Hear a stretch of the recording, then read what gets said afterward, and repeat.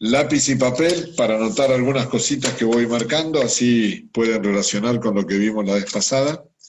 Hoy tenemos que claramente analizar algunos aspectos del cerebro y vamos a dar un panorama global, tanto como para no hacer de este día lindo nada desagradable.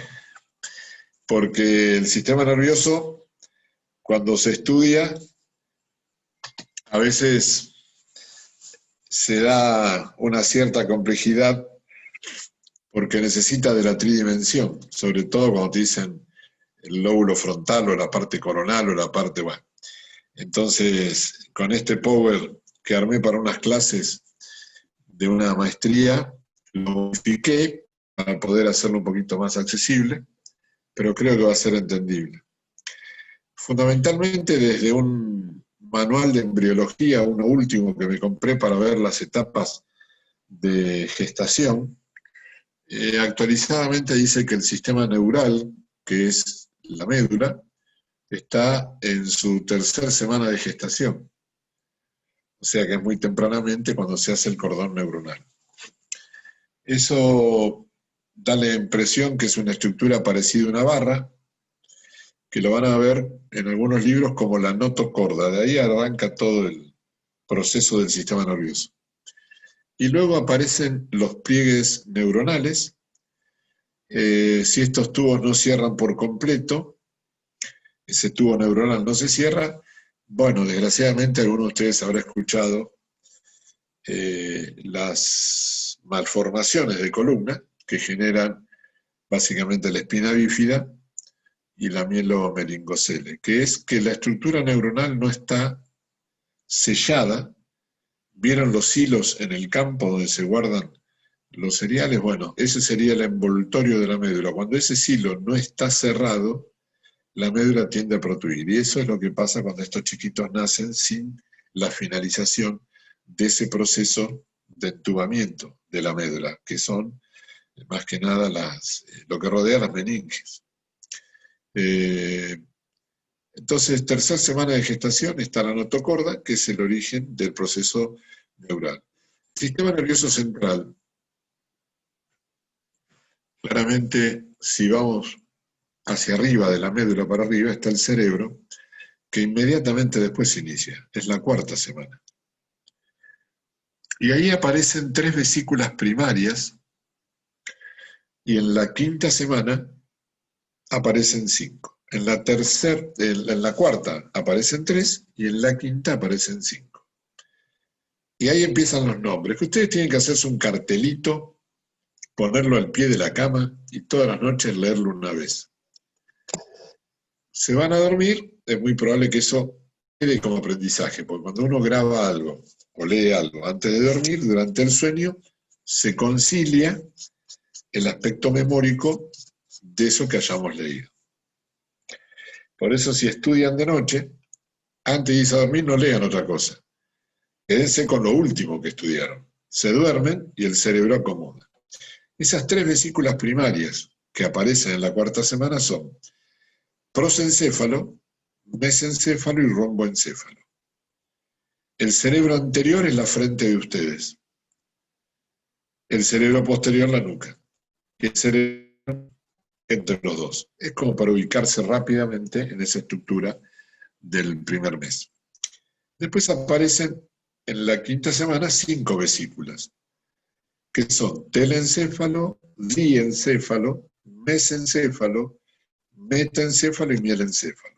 Es un segundo nivel de organización. ¿Y qué corresponde al telencéfalo? Los 2 hemisferios cerebrales. O sea, lo que estamos acostumbrados a ver cuando nos dicen esto es un cerebro. ¿Y qué vemos en el diencéfalo? Que el prefijo di es en el medio.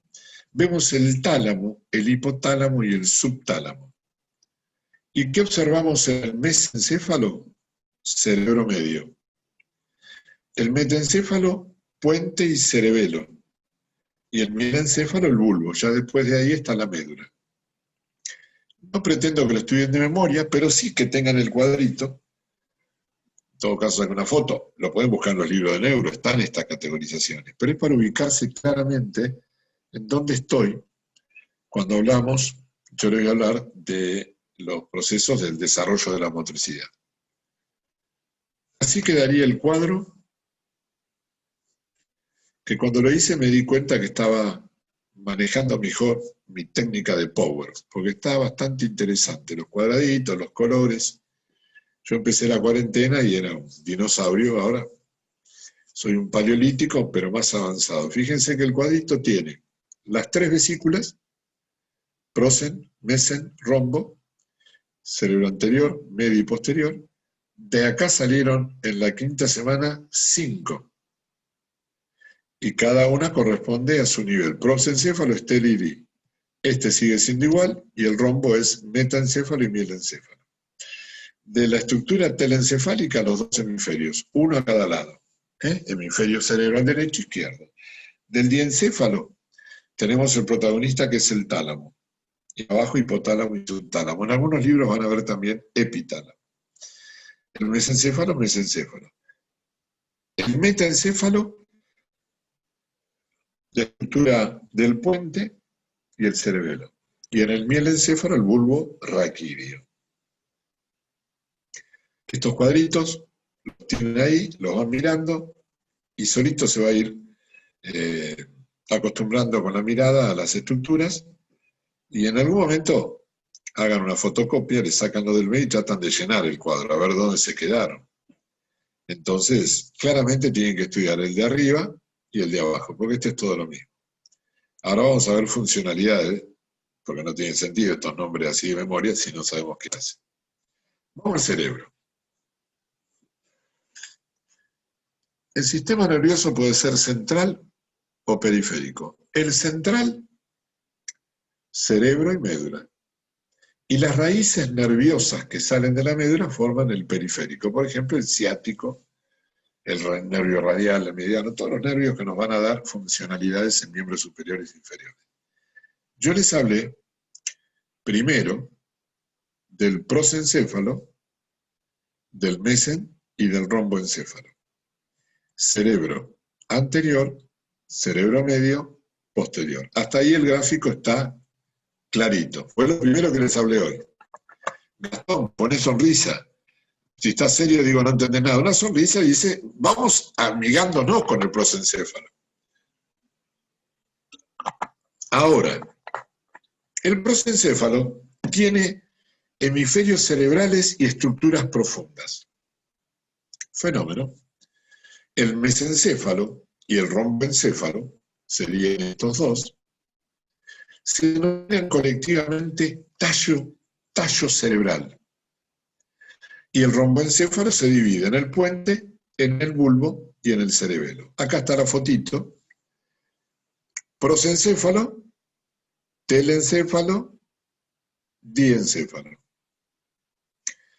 El mesencéfalo, la estructura media, y el romboencéfalo tiene el puente, el bulbo y claramente cerebelo.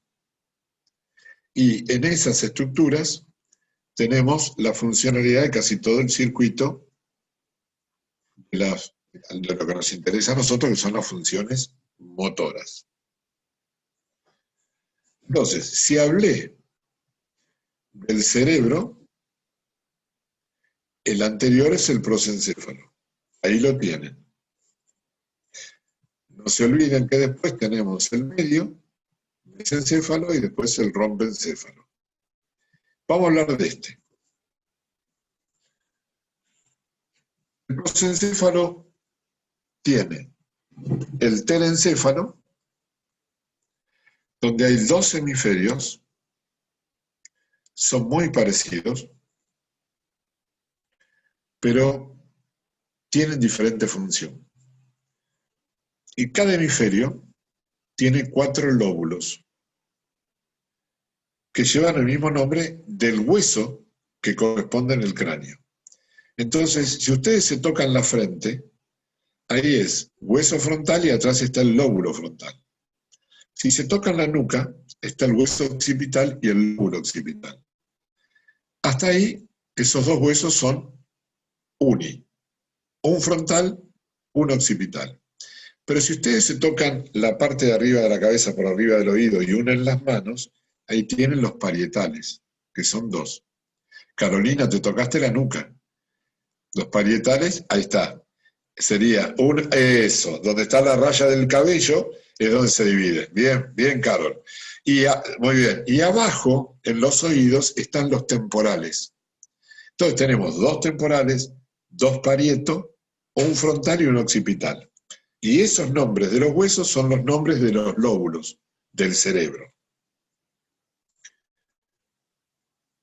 Cada hemisferio, ahora del prosencéfalo me voy a los hemisferios. ¿Ven cómo voy achicando, no? Me voy analizando.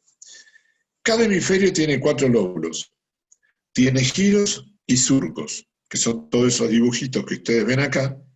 Surco central, esto se llama lo que ustedes seguramente han estudiado, la cisura de Rolando, que divide el cerebro anterior del cerebro posterior. El anterior es patrimonio nuestro, porque es la motricidad, y el posterior es la sensibilidad. El cerebro tiene la sensación, y el cerebro de adelante tiene la acción. Es igual que en la médula. Las astas posteriores son sensoriales y las anteriores son motoras. Por eso el masaje hace bien en la espalda, porque está directamente relacionado con las áreas sensitivas del cuerpo. Corteza cerebral. Cubre la superficie completa del cerebro. Si toda esa corteza estuviera estirada como un mantel en la mesa, tendríamos 1 metro cuadrado. Y 1 metro cuadrado sería una cabeza enorme, sería una caja para meter 1 metro cuadrado de cerebro. Entonces, ¿qué pasa con el cerebro? Se va metiendo, se dice, se va invaginando, y en cada uno de estos surcos que ustedes ven, se metió. Yo doy el ejemplo cuando uno no mira bien las dimensiones que tiene un paquete que trae sábanas, y cuando llegas a tu casa te das cuenta que compraste para una cama de una plaza, compraste sábana de una plaza. Bueno, ¿dónde va a parar la sábana? Abajo del colchón, arrugada. Bueno, ¿dónde va a parar toda la corteza que sobra? Para adentro del cerebro. Se llaman invaginaciones de la corteza cerebral. Y cuanto más rugosidad tiene el cerebro, ustedes pueden inferir que mucha más funcionalidad en cuanto a tareas tiene ese cerebro. Si el cerebro es liso, las funciones son mínimas. Si el cerebro es muy rugoso, es un cerebro muy avanzado. Las áreas están conectadas entre sí por haces de fibras subcorticales, fibras de asociación que pasan entre áreas dentro de un hemisferio, fibras comisurales que conectan ambos hemisferios, y fibras de proyección ascendente y descendente que van de la corteza a la médula. Entonces, supónganse que está el hemisferio derecho solo. El hemisferio derecho tiene áreas. Bueno, hay fibras que pasan entre esas áreas. O sea que el hemisferio derecho está todo conectado entre sí. Ahora, ¿el hemisferio derecho habla con el hemisferio izquierdo? Sí, por las comisurales. Comisurales es conexión del cerebro derecho con el izquierdo. Haces de fibra, fibras de asociación están dentro de un hemisferio. Comisurales entre los dos hemisferios. Y fibras de proyección son las fibras que salen del cerebro y van hacia la médula, o las fibras que vienen de la médula y llegan al cerebro. Las que llegan al cerebro son aferencias sensoriales. Si ustedes tocan con la mano algo frío o algo caliente, una taza de té, el calor va por las fibras aferenciales y sube hasta el tálamo. Si está muy caliente, ustedes sacan la mano. Esas son fibras que bajan, que son eferentes y que permiten la respuesta. Aferente es sensorial, eferente es motor. ¿Y a quién se le asigna esa función? Bueno, a las fibras de proyección. Entonces tenemos fibras de asociación, fibras comisurales y fibras de proyección. La asociación para las diferentes partes del hemisferio cerebral. Las comisurales para que los dos hemisferios charlen y la pasen bien. Y las de proyección para que lo que dice el cerebro llegue a la médula, o lo que la médula recibe llegue al cerebro. llegue al cerebro. Ahora nos vamos a los lóbulos. Veníamos hablando de los hemisferios, vamos a los lóbulos. El lóbulo frontal es el más grande del cerebro y tiene múltiples funciones. Ese es el más importante para nosotros, porque el lóbulo frontal es el que toma las decisiones. Por eso hoy se habla tanto de la toma de decisiones. Esa toma de decisiones claramente es lo que define que un deportista ejecute una acción con éxito si es correcta. Si la decisión no es correcta, indudablemente la decisión va a ser errónea. Pero no es solamente el deporte, la toma de decisiones ante una situación que tengo que resolver en la vida. Todo eso lo hace el lóbulo frontal. Es el más grande y es el que más tarda en desarrollarse, en madurar, ¿no es cierto? Ahora, el lenguaje está principalmente en el cerebro izquierdo, entre lo que es la zona de Broca y de Wernicke. La zona Broca para la articulación de la palabra y el área de Wernicke para la comprensión de lo que se habla. Y eso está en el cerebro izquierdo. El lenguaje está conectado en su lóbulo frontal con el lóbulo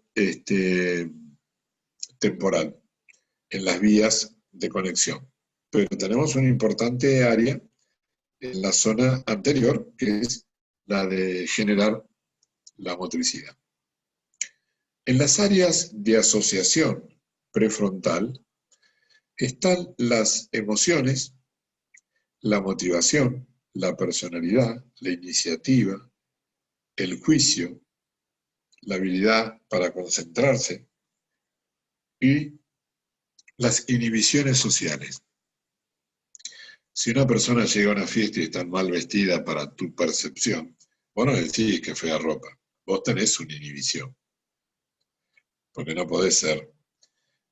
La sociedad, las normas sociales implican que uno a veces tiene que frenar ciertas cosas porque indudablemente hace la pauta de una convivencia. Hay casos de pacientes que se han accidentado en el lóbulo frontal. A mí me tocó trabajar con uno de ellos. Se cae de un auto, tuvo una pérdida de masa cefálica y quedó con el lóbulo frontal lesionado. Entonces no frenaba nada. Qué fea corbata. ¿Por qué viniste? ¿Por qué no te cortaste el pelo? Te decía todo lo que pensaba como si fuera un chico. Y si ustedes anotan en la hojita que tiene, el caso Gage, que es un operario que se atravesó un fierro del cuello hasta el cerebro, vivió, pero el hombre había quedado totalmente desinhibido. Y decía lo que pensaba en cualquier lugar.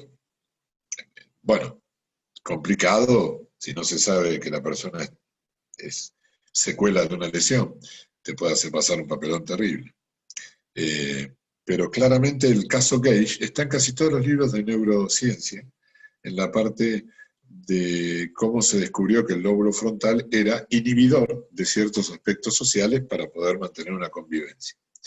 Entonces el lóbulo frontal, el más grande de todos, regula la acción motora, participa de la gestión del lenguaje y tiene aspectos emocionales motivacionales. Todo lo que es decisión para actuar sobre un aspecto motivacional lo tiene el lóbulo frontal. Las iniciativas, el arranque, bueno, eso que a nosotros nos interesa tanto en el campo de la psicología y el desarrollo del deporte. Vamos a los parietales. Es importante en la regulación somatosensorial. Acá está la parte sensorial del cuerpo. Y está el GPS, que leyendo la vez pasada que la gente usa GPS, esa estructura cerebral tiende a perderse, porque no manejamos por lo que dice la española, recalculando, y uno ya no piensa para dónde va, sigue lo que dice el aparato. En el área parietal está el GPS natural de la persona.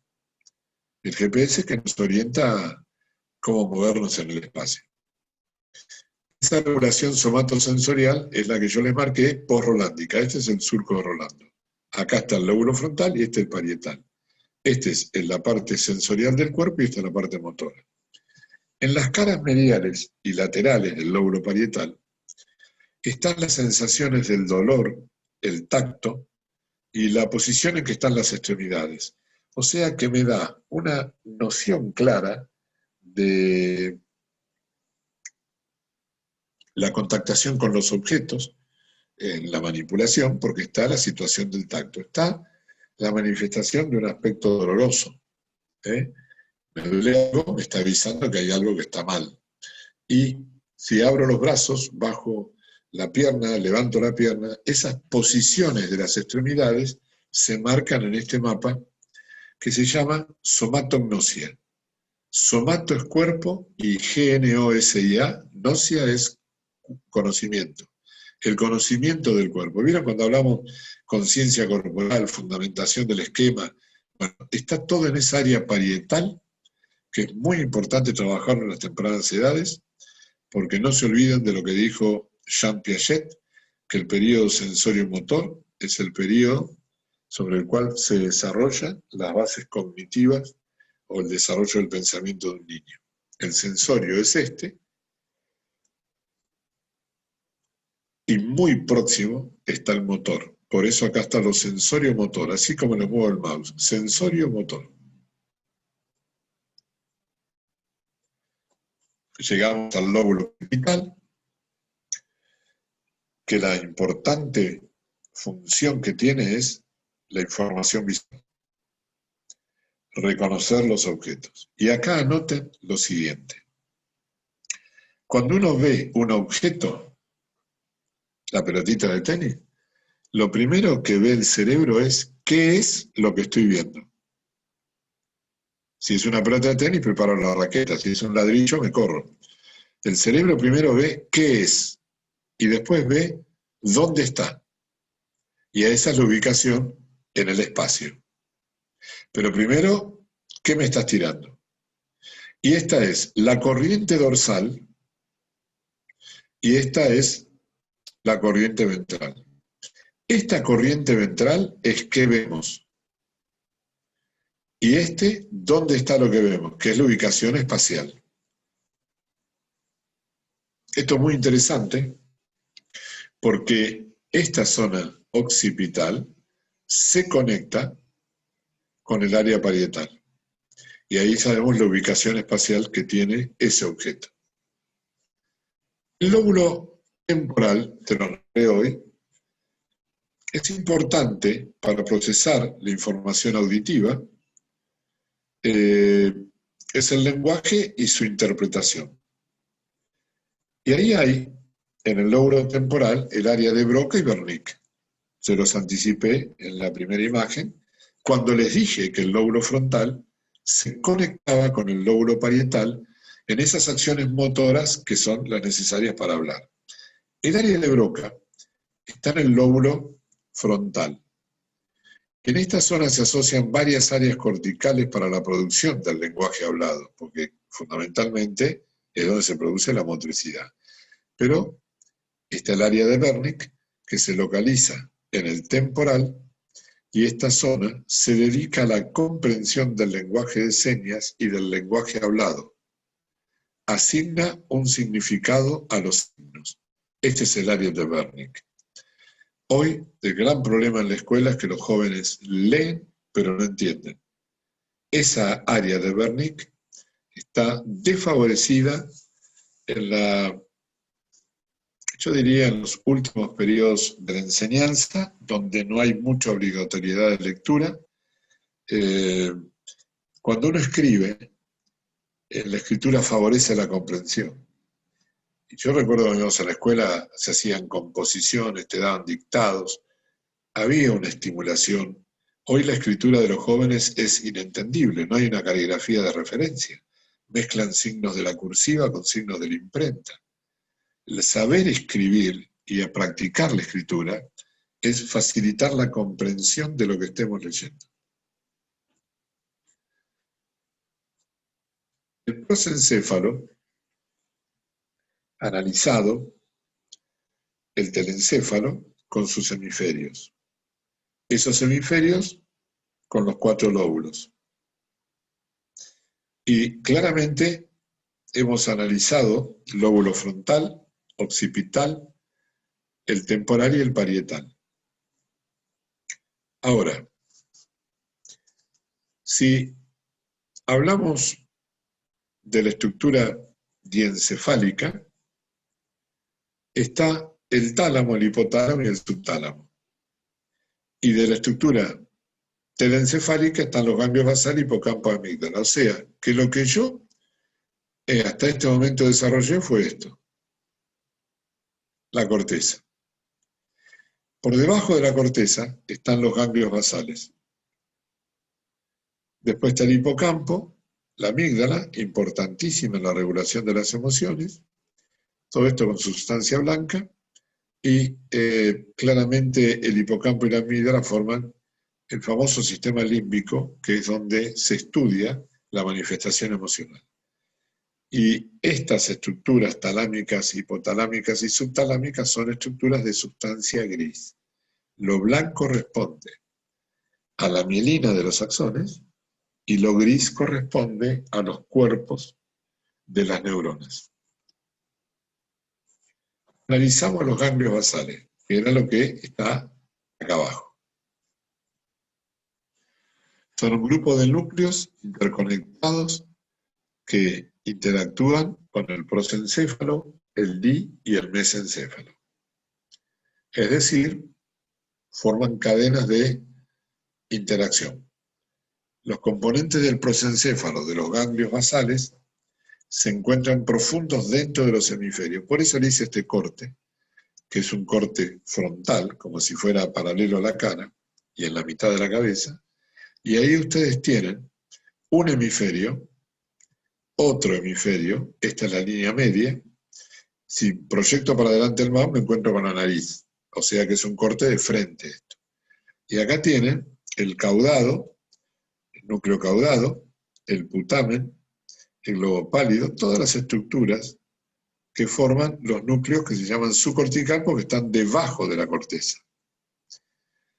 Claramente, los ganglios basales desempeñan un papel crítico en el inicio y control de los movimientos. Cuando un nene se mueve entre 1 y 2 años con los bracitos, lo hace bruscamente y desordenadamente. A los 3 años, los ganglios basales empiezan a madurar y a milenizarse y le dan el control a la acción motora que sale de la corteza, que hasta el momento era una acción brusca.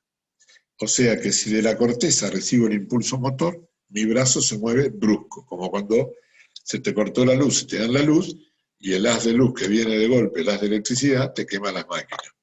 Bueno, lo que hace la corteza es pasar por la subcorteza, y a los 3 años, los ganglios basales ya empiezan a regular el gesto motor, y sale mucho más delicado y empiezan los procesos de la pinza en el jardín de infantes, para el manejo del crayón, la plasticola, el papel, la tijerita, y empiezan a manejar las manitos.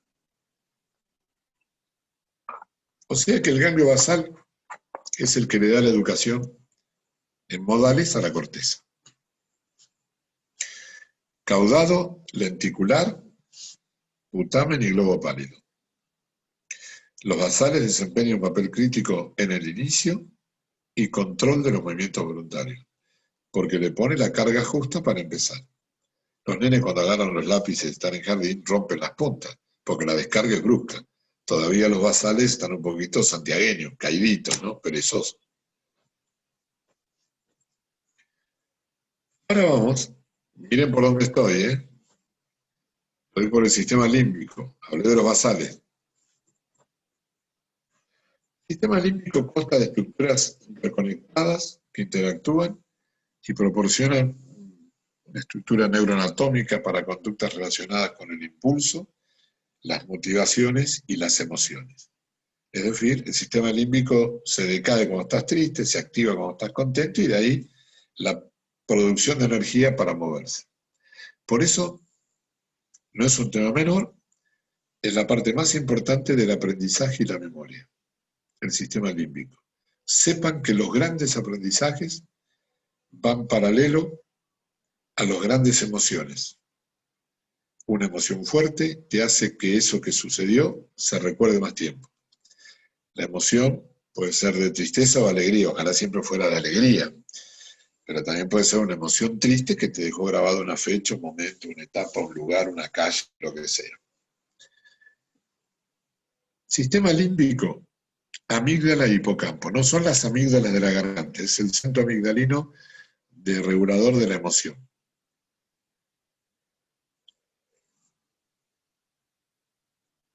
Gracias a la amígdala tenemos el miedo. Y hay tamaños de amígdalas sobre los chicos más temerosos.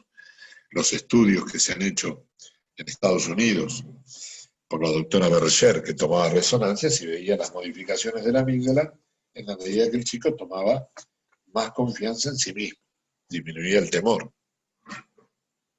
Fíjense ustedes en un corte de perfil. Esta es la corteza, por acá están los ganglios subcorticales y acá está el sistema límbico.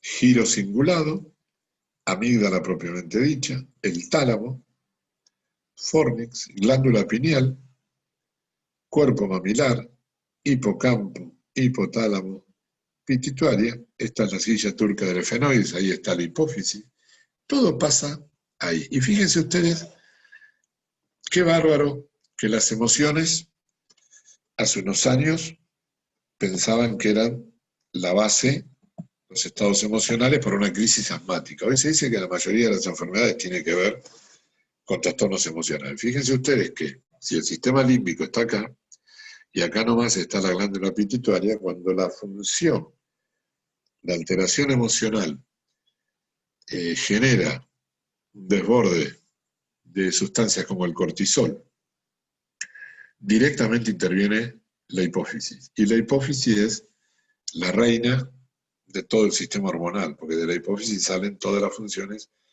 a la tiroides, suprarrenales, en fin, toda estructura glandular. De la hipófisis sale el comando. Entonces, si las emociones están ahí arriba, cualquier alteración emocional, que hay un famoso tallo, tálamo hipofisiario, de las emociones a la hipófisis.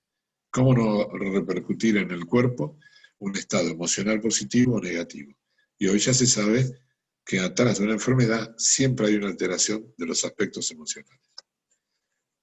La sustancia blanca, profundo en la corteza cerebral, esos haces de sustancia blanca son importantes para poder conectar las áreas corticales entre sí. Estas fibras de asociación interconectan regiones corticales dentro del mismo hemisferio. Y eso es lo que pasa entre los 30 y pico y 40 años, cuando el cerebro realmente tiene una conectividad fantástica. Las fibras, a ver, dando una síntesis de lo que dijimos la vez pasada, estos haces de sustancia blanca conectan áreas de la corteza entre sí. Las fibras de asociación interconectan varias regiones dentro del mismo hemisferio, las fibras de asociación. Y las comisurales conectaban un hemisferio con otro. Y ahí aparece, y por eso vuelvo a dar esta énfasis en este tema, el cuerpo calloso. Porque el cuerpo calloso tiene el mayor conjunto de fibras que conectan los dos hemisferios. Nosotros tenemos hemisferio derecho e izquierdo, y en el medio, como si fuera el carozo de un durazno, está el cuerpo calloso, que tira haces para la derecha y para la izquierda, y esos haces que tira, llenos de mielina, permite conectar, y ahí nos damos cuenta de por qué un chico de 7 o 8 años maneja mejor las dos manos para picar la pelota, recibir, pasar, driblear, que claramente los chiquitos de 8 años están con una etapa muy sensible para el aprendizaje. ¿Pero por qué? Porque el cuerpo calloso tiró conexiones con esas fibras claramente que desprenden de un lado para el otro y conectó al cerebro derecho con el cerebro izquierdo. Entonces, le dice acá al muñequito, necesitamos trabajar juntos, como si fuera el cuerpo calloso que conecta a los dos cerebros, que parece que estaban peleaditos, no sé por qué cosa. Eran vecinos que no se hablaban. A los 7, 8 años, coloquen, anoten, es donde el cuerpo calloso conecta a los hemisferios. Si seguimos, tenemos el diencéfalo. Ese diencéfalo consiste en varias estructuras pares a cada lado del tercer ventrículo, y la estructura más grande es el tálamo. Ese tálamo, claramente, es lo más importante del diencéfalo, porque ahí van todas las sensaciones del cuerpo, excepto una. Anoten: el olfato. Si yo veo, pasa por el tálamo. Si yo toco, pasa por el tálamo. Y de verdad pasa corteza. Tocar es el mejor ejemplo. Ustedes se mojan el dedo y tocan la pava o tocan el pedacito del horno y decís, está caliente. Cuando ustedes tocan, no se quedan, tocan y salen. Esperan que viaje la sensación, llega al tálamo y cuando va a la corteza decís, está caliente. En el tálamo no hay significado, hay sensación. Cuando el tálamo conecta con la corteza está el significado. Solamente hay uno que se escapa del tálamo y va directo a la corteza: el olfato. Por eso los perfumes tienen el poder que tienen. Los aromas, las terapias aromáticas para relajarse con la lavanda, es fantástico, va directo a la corteza. Entonces produce una situación emocional inmediata, porque es directo, al cerebro, ¡pum!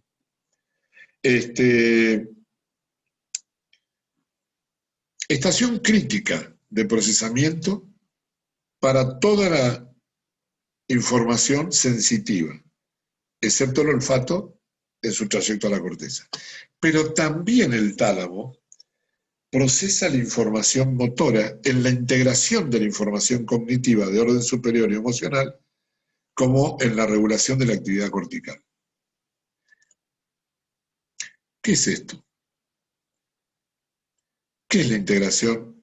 ¿Qué es la integración de la información cognitiva? Lo que vemos, lo que calculamos, el campo atencional. Y eso tiene que ver con el factor emocional. Bueno, también se procesa eso en el tálamo, y es por lo que le da a un deportista un récord mundial que después ni él lo vence, porque emocionalmente una olimpiada es lo máximo, o capaz que le juegue en contra. Y es el peor rendimiento que pudo haber tenido en esa práctica de ese día, después de 4 años de estar entrenándose. Bien, anoten bien lo del tálamo, lo del olfato, que son las cuestiones principales de esta estructura que se llama diencéfalo, y es porque está en el medio de los dos hemisferios cerebrales. Por eso dicen que el tálamo se lo considera guardián de la corteza. ¿Por qué? Porque está alerta, porque está percibiendo todo lo que pasa. El hipotálamo, que como dice hipo es abajo, es una parte del diencéfalo, pero funciona en el sistema límbico. Entonces integra lo endocrino, que es lo glandular, lo autonómico, mecanismos respiratorios, y la homeostasis, que es lo que se marca con el pH, que es la situación de equilibrio orgánico. El subtálamo es parte de los basales, que es muy importante para modular e integrar el movimiento voluntario, como les dije, le da la educación al cerebro. Ahí tenemos tálamo y ahí tenemos hipotálamo. Tálamo procesa la información sensitiva y motora. Hipotálamo, relacionado con el sistema límbico, coordina la regulación endocrina, lo que expliqué hoy. Todas las emociones le pegan a la hipófisis, la autonómica y la homeostasis. Y ahí está el hombre en una concepción integrada, que somos seres emocionales, sociales, y que todo lo expresamos a través de nuestra conducta. Ahora voy al mesencéfalo y romboencéfalo. constituyen el tallo cerebral. El mesencéfalo tiene los pedúnculos y los corículos, y el rombencéfalo el puente y el bulbo. Sé que los nombres son terribles, pero hoy por hoy ustedes se meten en internet y buscan con los nombres y les salen los dibujos y van armando el mapa y lo van revisando. Imposible que esto quede por una tarde de lectura de memoria. Esto se va usando, se va mirando y se va integrando.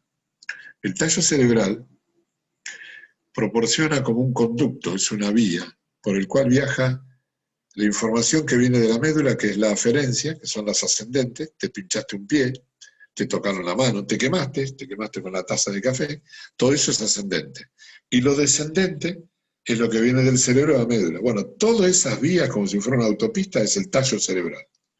Tiene una función integradora por medio de los núcleos de la formación reticular. La formación reticular siempre da para hablar, siempre hay concepciones, no se ponen de acuerdo los neurocientíficos, pero digamos que en principio tiene una idea de integrar, es un mediador, quiere conciliar con las partes. El tallo cerebral organiza e integra los aspectos de la función cardiovascular y respiratoria. El despertar de la corteza y, lo más importante, la conciencia. ¿Cuándo se desarrolla la conciencia en el cerebro? Es increíble. Tengo un librito llamado El despertar de la conciencia. Después, cuando terminemos, le voy a pasar los textos. Porque uno cree que el ser humano tiene conciencia nada más.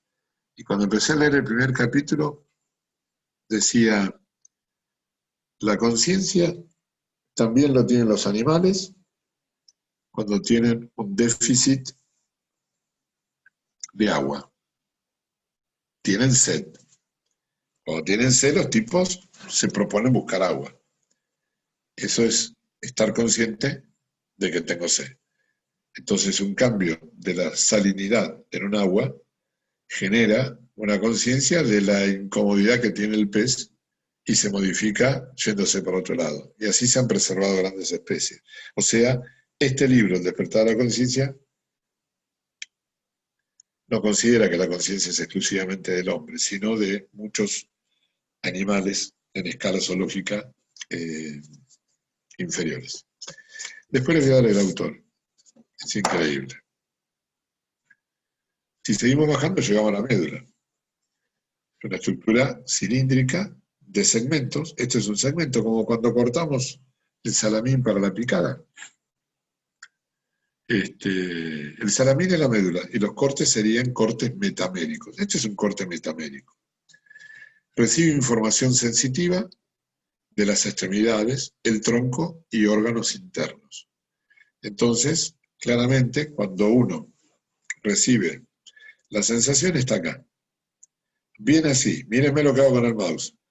Este es el ganglio raquídeo, este es el nervio mixto, sensorial, motor. Viene por acá, hasta posterior, se conecta hasta anterior y viene la respuesta motora con la contracción del músculo. Eso es un arco reflejo. Te pegan con el martillito, ¡pum!, la pierna va para arriba.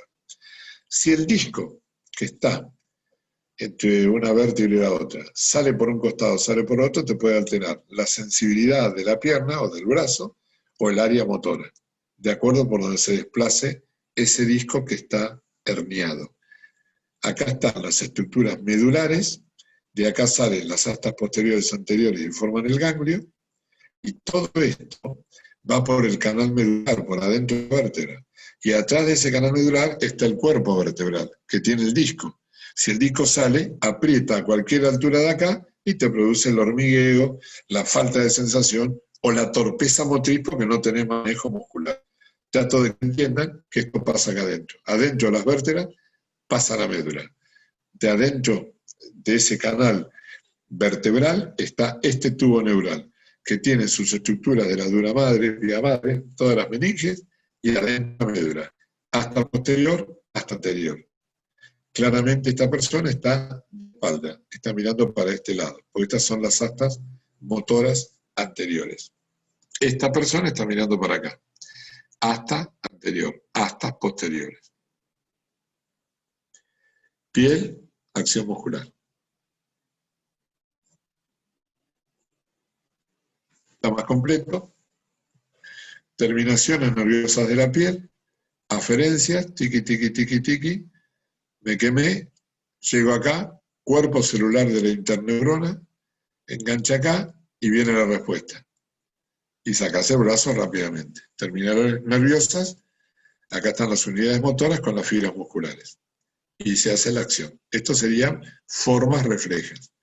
Hay otras formas que llega la sensación, sube, va por el canal medular y la respuesta viene de la corteza. Cuando la respuesta viene de la corteza, llega acá y sale por acá. O sea que la pierna se puede mover por una acción refleja o por una orden motora voluntaria de la corteza a la médula. El cerebro tiene funciones sensorio-motoras. ¿Por qué? Porque había un mapa sensorial posterior y uno motor anterior. Si yo hubiera puesto esto como primera filmina, era una repetición memórica. Ahora saben que hay un cerebro posterior, el lóbulo posterior, el occipital, y los dos parietales, y después está adelante el frontal. El frontal es el motor, y los posteriores son los sensoriales. Hay áreas cerebrales con funciones, y hay conexión interhemisférica. ¿Gracias a quién? Fundamentalmente al cuerpo calloso. El cuerpo calloso hizo que se amigara hemisferio derecho e izquierdo.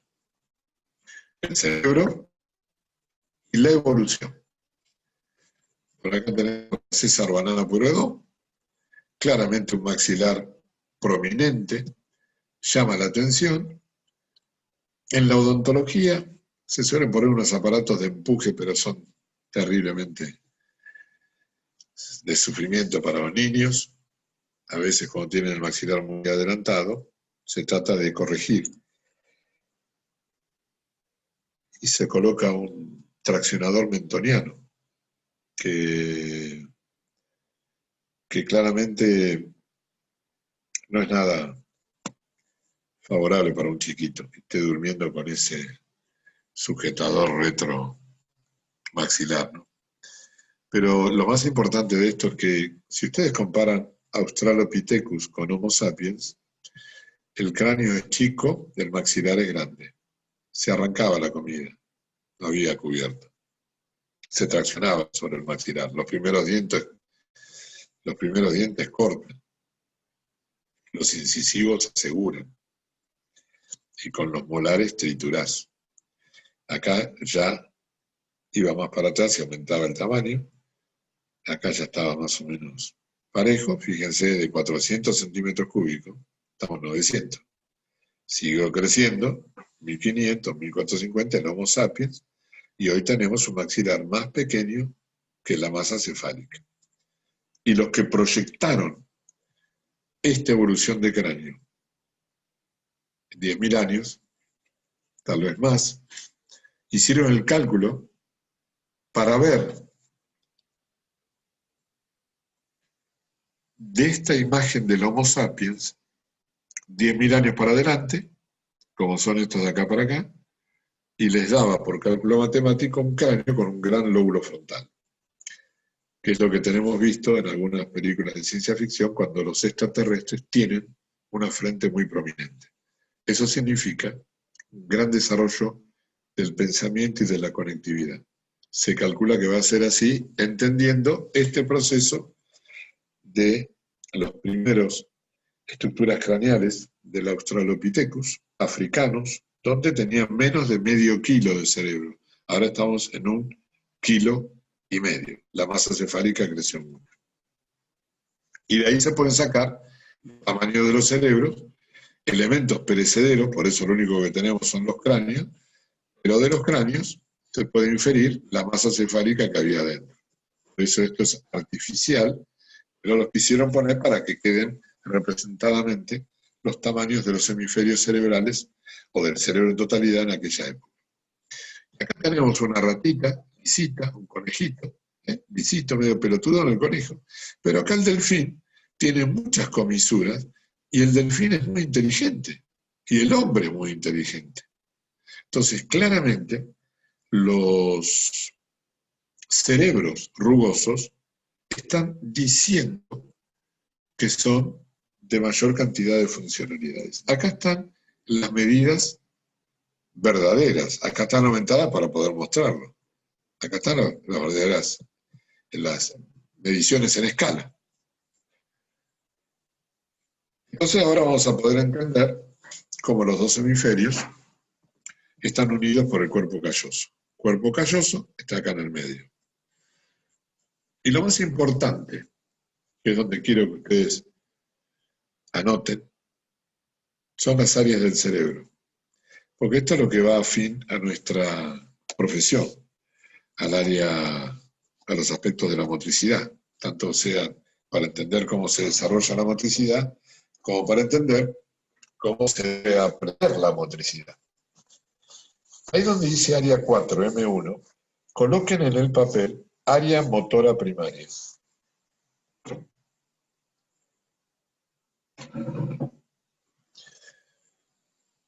Esa área motora primaria está pegada a la cisura de Ronaldo.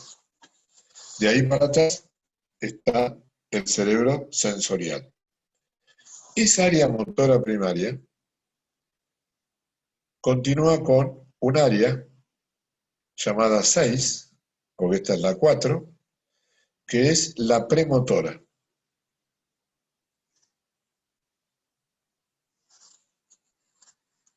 Y adelante de ella está la motora suplementaria.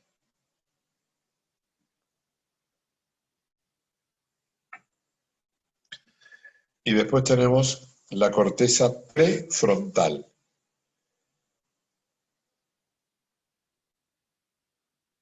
que es la más anterior de todo el lóbulo frontal. Claramente esas 4 áreas son las que intervienen en todos los procesos cuando hablamos de del desarrollo del deporte o de las coordinaciones motoras. Este es el área 4, este es el área 6 que tiene la premotriz y motora suplementaria. Y esta es la prefrontal. Ahora analizamos el área 4. El área 4 se creía que representaba músculos individuales. En el área 4 se creía que estaba la estructura neuronal del deltoide o del bíceps, pero con el tiempo y las resonancias magnéticas funcionales se dieron cuenta que la representatividad en esa área fundamentalmente era a un grupo de músculos, no al músculo. Y ese grupo de músculos maneja 2 aspectos de la motricidad: la fuerza y la dirección. Si ustedes se ponen a pensar, la fuerza y la dirección son los 2 elementos que tenemos que corregir cuando cualquier persona está en un proceso de aprendizaje. Hace las tareas demasiado fuertes y probablemente torcidas. Con el simplemente de lanzar algo, el chico lo tira fuerte. Y lo más probable es que lo tire torcido. Cuando eso pasa, ustedes dicen, bueno, está actuando el área 4. El área 4, que es digamos, la primera manifestación del movimiento. Y es donde nosotros, los docentes, más énfasis tenemos que hacer al corregir una práctica, las primerísimas prácticas de cualquier gesto motor. Tanto sea manejar un lápiz, donde el chico rompe la punta, como agarrar un volante cuando sos adulto y te agarrás que parece que te quisieran robar el auto, porque te aferrás al volante. Bueno, esa es la descarga de fuerza que estoy hablando. Esa descarga de fuerza, o esa para agarrar el volante, o ese niño que rompe la punta del lápiz, claramente nos está manifestando la expresión del área 4 en la primera etapa de la enseñanza del movimiento. Y ahí tenemos el área 6, y acá sí que hay que anotar claramente cómo funciona esta área. Ustedes ven que está lo premotor y lo suplementario.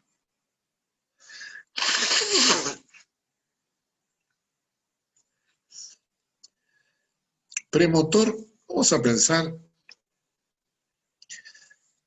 en el lanzamiento de la pelota de básquet o en el hecho que están escribiendo ustedes. Ustedes cuando están escribiendo no piensan en mover el hombro. Ustedes hacen la escritura con los movimientos de la mano. Sin embargo, el hombro tiene participación. Tomar un mate, Carol. Cuando vos tomás un mate, la manito se mueve para tomar el mate, pero vos no estás pensando en mover el hombro. Ninguno de ustedes tomando mate piensa en mover el hombro cuando pone el termo. El hombro está y actúa, pero no estamos pensando en eso. Bueno, fíjense ustedes, miren qué interesante. El área premotora le da la orden a los músculos proximales, por eso hablé del hombro. El área premotora está acá. O sea que esta área del cerebro le da la orden a lo proximal. Y esta área del cerebro le da la orden a lo distal. O sea que para mover el brazo tenemos que actuar con dos áreas. La premotora activa lo proximal y la motora suplementaria lo distal. Cuando un chico escribe, el área motora suplementaria le permite mover el lapicito, porque está con la mano, pero el área premotora le permite mover el hombro. Pero ¿cuál es la manifestación corporal de un chico cuando escribe? Que se acerca terriblemente a la hoja con la cabeza y casi tiene la manito cerca del hombro. Porque cuando uno no tiene experiencia, claramente a la articulación la achica. Como cuando lanzan la piedra a los nenes que lanzan con el antebrazo y no usan todo el brazo. Es lo mismo. Pero miren por qué pasa esto. El área premotora le da orden a los músculos proximales. Y esta área se alimenta de la información externa. Porque obvié decirles algo. Cuando uno se mueve, tiene informador interno e información externa. La información interna, la externa, es lo que uno ve. Si yo quiero tomar mate, tengo que mirar dónde está el mate y dónde está la pava o el termo para agarrarlo. Pero si tengo que tirar una pelota, tengo que mirar el aro de básquet. Esa es la información externa. Ahora miren del otro lado. Los músculos distales se manejan por la memoria de movimiento que vos tenés. Si vos tiraste 500 veces al aro de básquet, tenés una cierta memoria. Ginóbili habrá tirado 1.000.000 de veces. Pero piensen ustedes en el hombre que por primera vez va a jugar al básquet. Acá no tiene nada. No tiene información del acervo motor, que es lo que nosotros decimos, porque recién empieza. Entonces, ¿sobre qué se apoya para aprender? En lo que ve. No puede trabajar mucho con el área motora suplementaria. Entonces los nenes, cuando están escribiendo y no tienen experiencia de haber escrito, claramente acercan el hombro a la mano y tratan de manejar todo ese control de la información externa, juntando todas las articulaciones y volcando la cabecita hacia la hoja. Eso mismo pasa agarrando el lápiz lo más cerquita de la mina, cuando podría agarrarlo un poquito más atrás. Es decir, cuando uno no tiene control, junta. Y cuando no tiene control, lanza la pelota moviendo el antebrazo.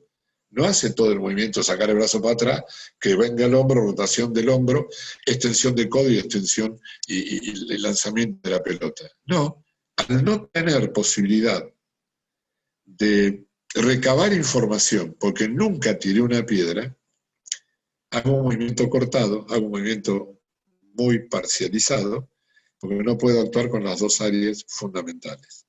Entonces, haciendo una síntesis, cuando el jugador de la NBA tira el aro de básquet, mira la distancia al aro, pero lo que mira solo le va a importar para programar los músculos del hombro, porque toda la acción motora distal, que es de antebrazo y mano, él se apoya en la cantidad de veces que ha tirado al aro.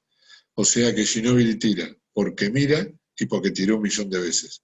Y esa interacción de las dos áreas, premotora y suplementaria, se fusionan porque son funciones similares para la acción de los músculos en las tareas motoras.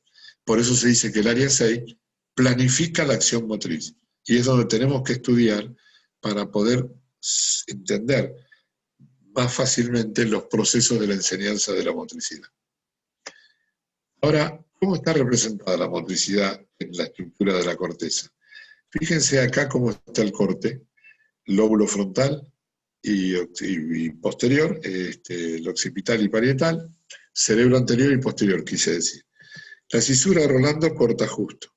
Entonces yo puedo ver de este lado toda el área motora, que se representa así: mucha corteza para la cara y mucha corteza para la mano. O sea que el 60% del área cortical del cerebro se lo llevan dos partes del cuerpo que son pequeñas, la cara y la mano. Y después te queda toda la estructura del tronco, la cadera, las piernas y el pie para un tercio del cerebro. Por eso nos cuesta hacer la onda, porque no tenemos tanta precisión, no tenemos tantas neuronas para activar el movimiento de onda.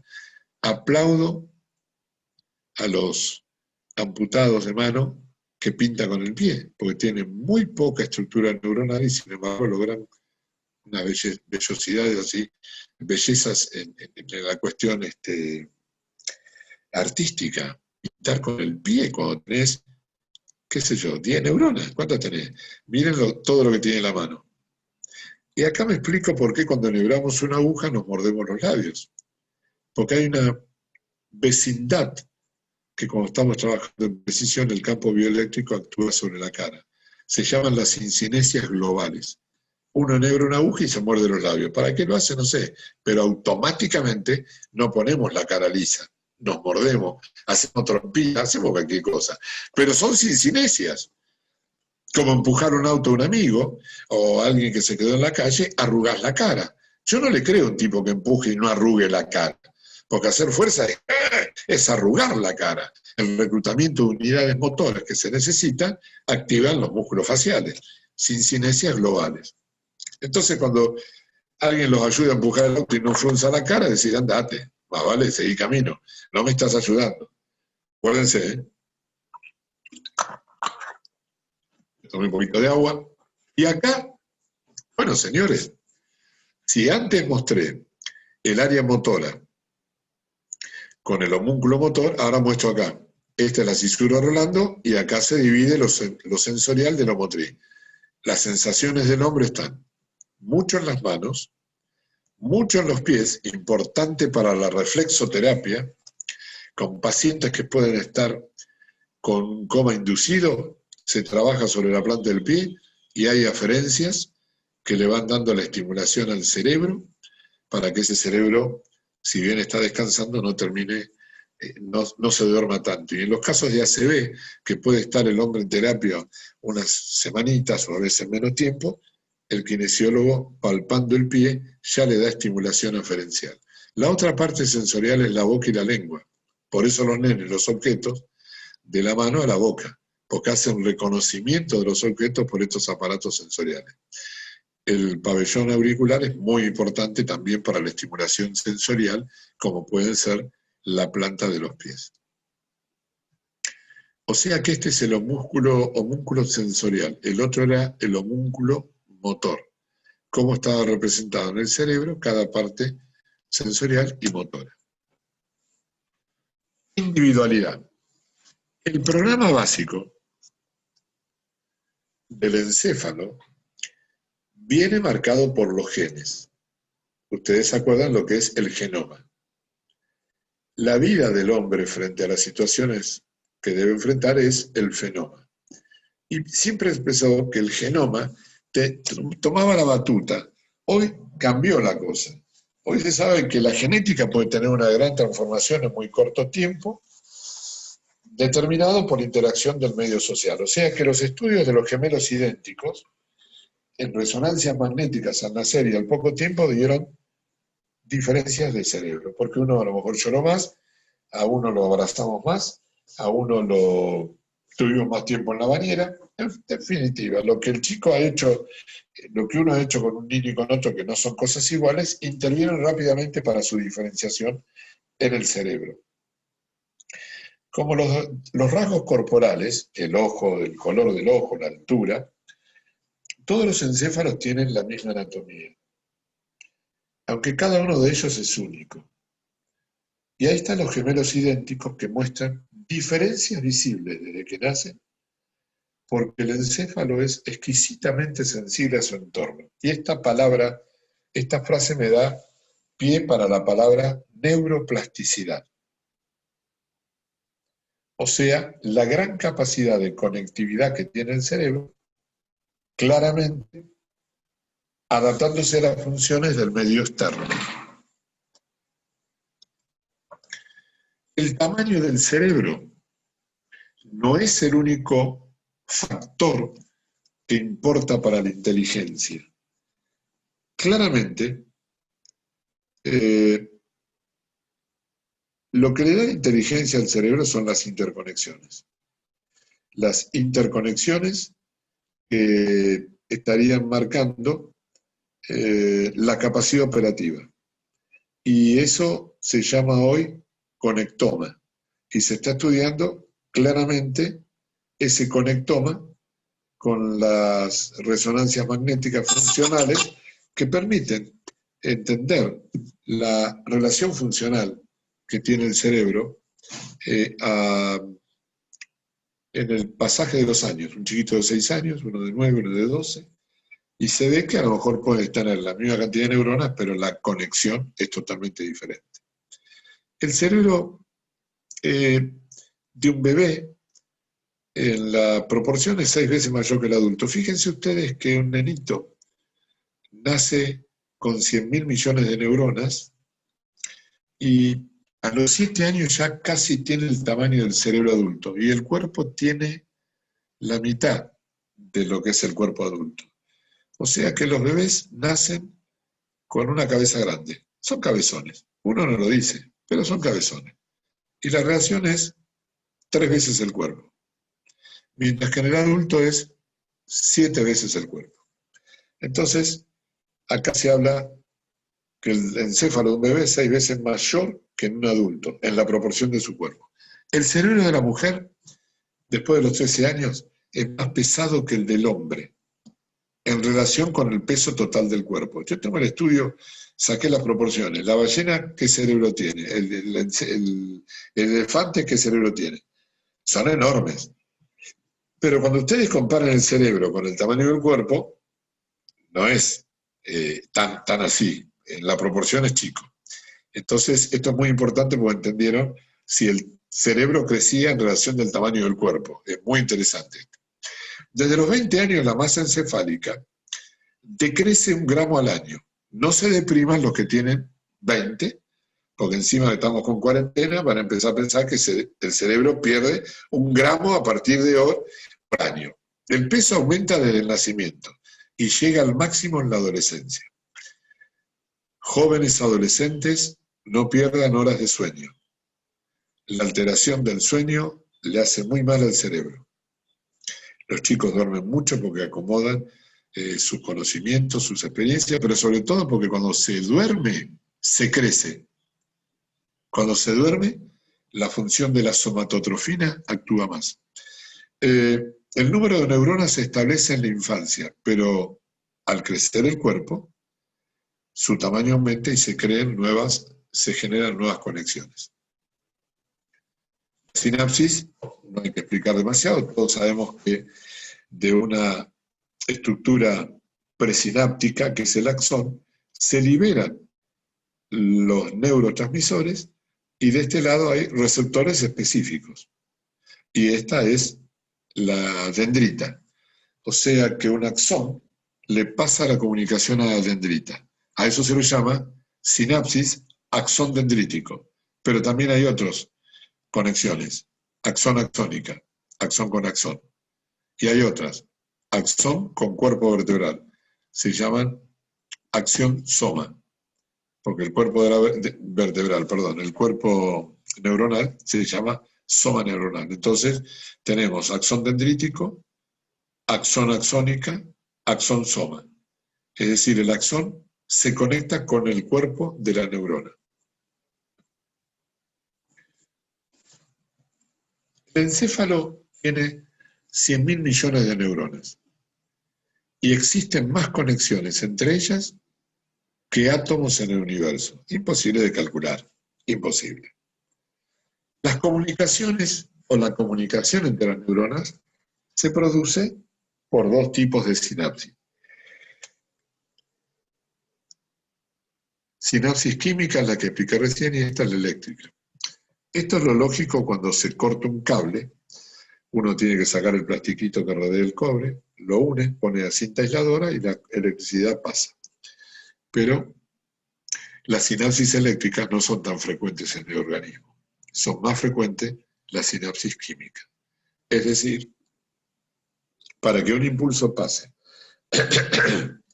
del axón a la dendrita, se requiere de sustancias que viajen por el espacio sináptico y que acá los receptores específicos los reciban y empieza a producirse la despolarización en la dendrita para que pase a otro, y así entre 100.000 millones de neuronas. Según la capacidad de excitación en respuesta a determinados impulsos, es la función de elaboración que tienen las neuronas. O sea que una neurona va a producir o va a elaborar relacionado a esa excitabilidad que tenga. El impulso eléctrico generado viaja a través del axón, llega a la membrana presináptica y acá se produce un proceso de despelote proteico, se mueven las proteínas. ¿Por qué? Porque entró por acá el calcio y cuando entra el calcio produce un gran movimiento de proteínas. El alboroto de las vesículas sinápticas hacen que se acerquen a la membrana y de ahí, se sueltan los neurotransmisores y del otro lado están los receptores específicos de estos neurotransmisores. Si es acetilcolina, el receptor específico de la acetilcolina. Según el neurotransmisor, es quien lo reciba. Yo doy un ejemplo. Cuando ustedes bajan de un micro, porque llegaron de viaje, no abrazan a cualquiera que esté abajo, esperándolo en el salón de recepción. Ustedes abrazan al pariente, al amigo, a la amiga, al novio que lo fue a buscar. Bueno, acá lo mismo. Las estructuras neurotransmisoras no se agarran con cualquiera, van a los receptores específicos. Por eso habla de receptores del neurotransmisor. Espacio sináptico. Y ni bien pasa, hay una bomba que los recapta, como diciendo, volvé para acá. Y este neurotransmisor pasa de nuevo, y lo hace varias veces. Por eso dice que cuando llega el impulso eléctrico, se produce la liberación de la sustancia, de los neurotransmisores en el espacio sináptico, que es este. Es un neurotransmisor. Sustancias químicas que una vez liberadas por la terminación sináptica, cruzan ese espacio para unirse a receptores específicos, que están en la membrana postsináptica. Son sustancias de bajo peso molecular, en su mayoría aminoácidos. Fíjense el deterioro de la alimentación, lo que puede producir en función de las conexiones neuronales.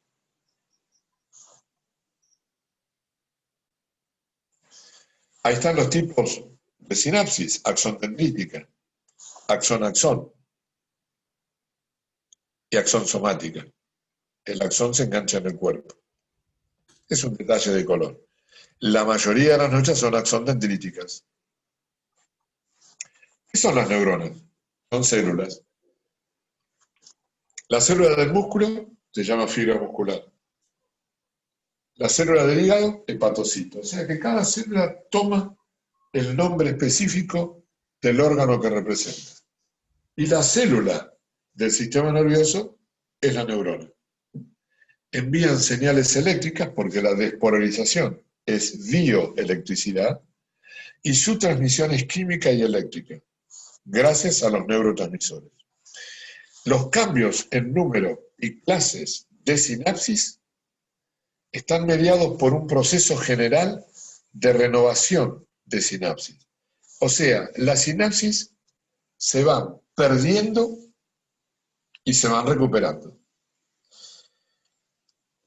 Por ejemplo, si desaparece y no se sustituye, esa sinapsis fue. Y es probable que surja donde no existía. Pongan atención, cuando hay un accidente cerebrovascular, en los primeros 2-3 días aparecen brotes de axones para poder suplir el déficit de los que murieron por el accidente vascular. Eso es natural y se llama sinaptogénesis reactiva. O sea, reaccionan las estructuras axónicas para conectar en sinapsis para poder equiparar el daño que se produjo. Por eso dice, surge donde no existía, respuesta a una zona lesionada. Se inicia los 3-4 primeros días, máximo 15 a 20 días, el inicio, y concluye a los 3 meses. No hay que perder tiempo en un accidente cerebrovascular en rehabilitación, aprovechar los 3 primeros meses. Cuando yo me formé en la facultad me decían que ese proceso se iniciaba de rehabilitación hasta tanto el paciente tuviera su homeostasis o su equilibrio general, que no digo que no, pero ya en la terapia intensiva, los piecitos, para el trabajo sensorial aferente, y empezar a conectar ese cerebro, porque ya están esos brotes axónicos como diciendo, ¿qué está pasando acá? Vinimos a auxiliar, sinaptogénesis reactiva. La información viaja a diferentes velocidades. El encéfalo tiene 100.000 millones de células. El 10% son eléctricas, especializadas, llamadas neuronas. ¿Por qué? Porque después hay otras, llamadas células de la glía. Y la glía es una estructura que se divide en micro y macroglía y aparecen otras células nerviosas. En principio, el 10% de estos 100.000 millones son las neuronas. Y miren lo que puse acá, viajan desde 1 a 100 metros por segundo. Las mielínicas, las que tienen mielina, tienen mayor velocidad de conducción. Por eso se habla de 100 metros por segundo. Si son lentas, pueden estar a 1 metro por segundo. Es la neuroplasticidad. La capacidad del sistema nervioso para cambiar y modificar ante diferentes estímulos. Se denomina plasticidad. O sea, que la posibilidad de cambiar ante los estímulos lo llamamos plasticidad. Los materiales rígidos tienen una capacidad plástica. Pasada esa capacidad plástica, se rompen. El cerebro nunca es igual, siempre se modifica. Depende esa neuroplasticidad de la mielinización y de la cantidad de sinapsis. Son los 2 elementos que favorecen a la neuroplasticidad. Proceso de mielinización y proceso de sinapsis.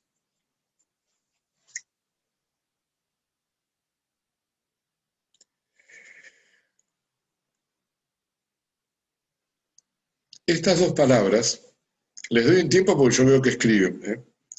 Estas 2 palabras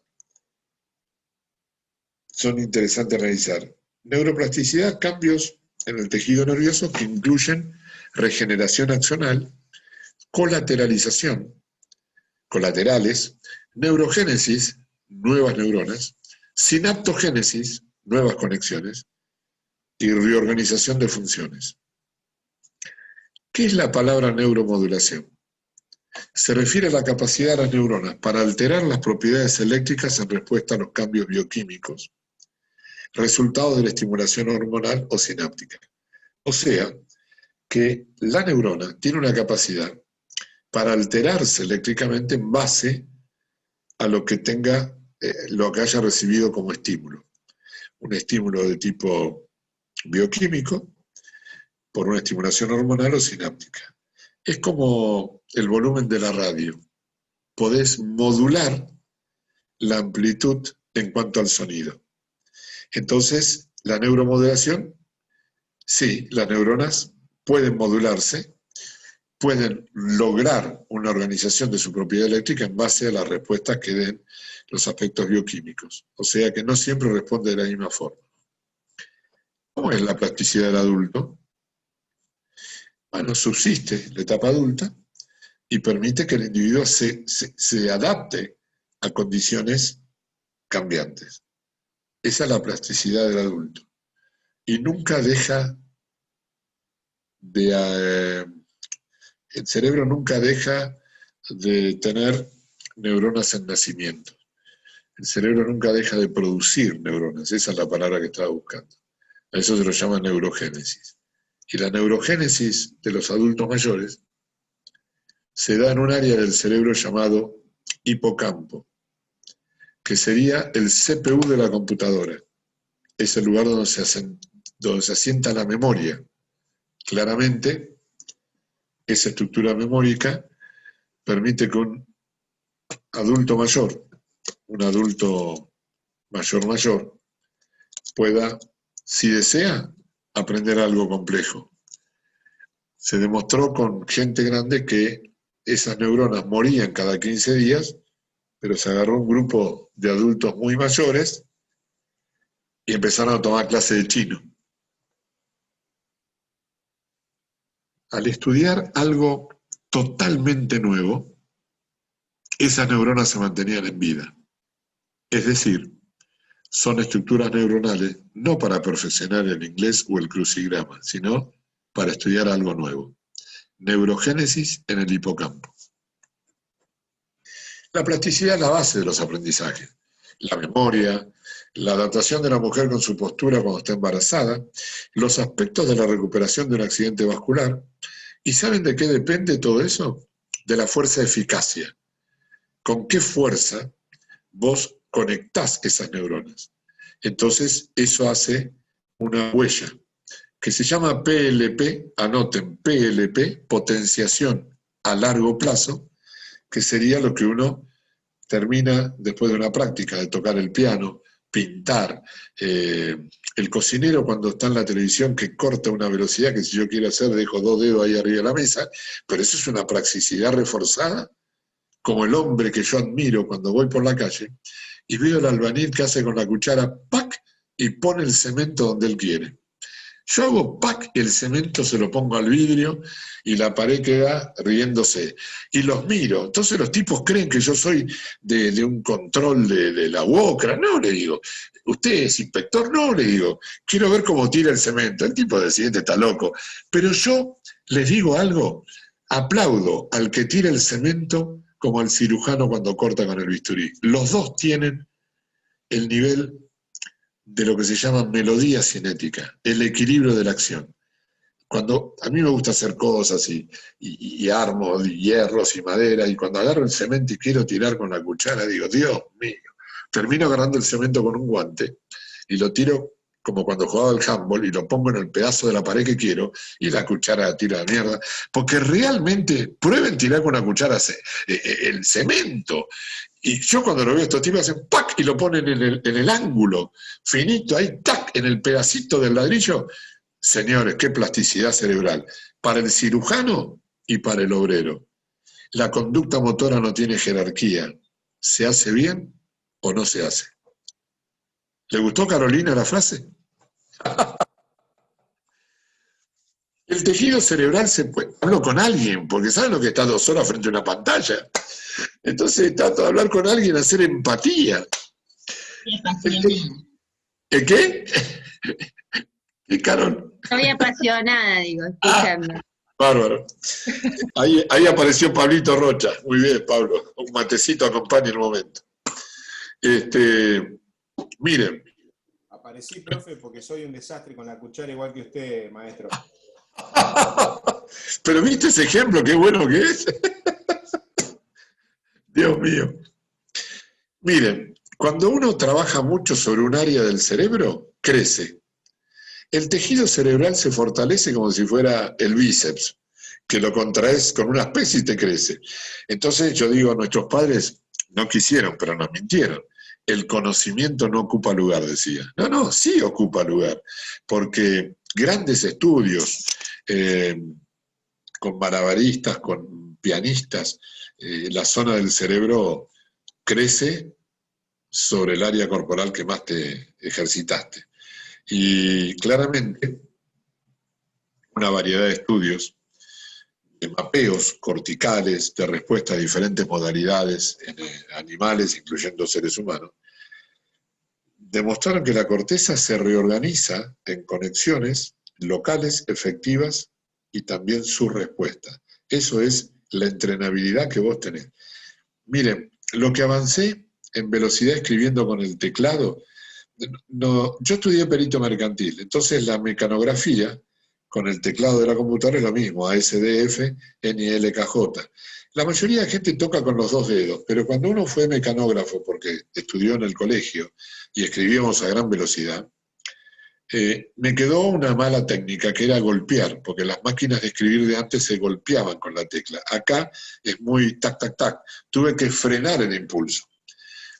Pero no saben lo que mejoré estos 4 meses que uno todo el material lo tuvo que poner en una compu para dar clases en maestría, licenciatura, las cátedras, que lo están padeciendo todos los docentes, porque yo cuando voy a dar clase agarro la tiza, soy del año 50 yo. A mí me encanta la tiza, el pizarrón, pum, pum, los bosquejos, y se entrega el documento, se dice el libro. Ahora tuvimos que pasar todo, porque tampoco las fotos de los libros se pueden levantar fácil, hay que tipear.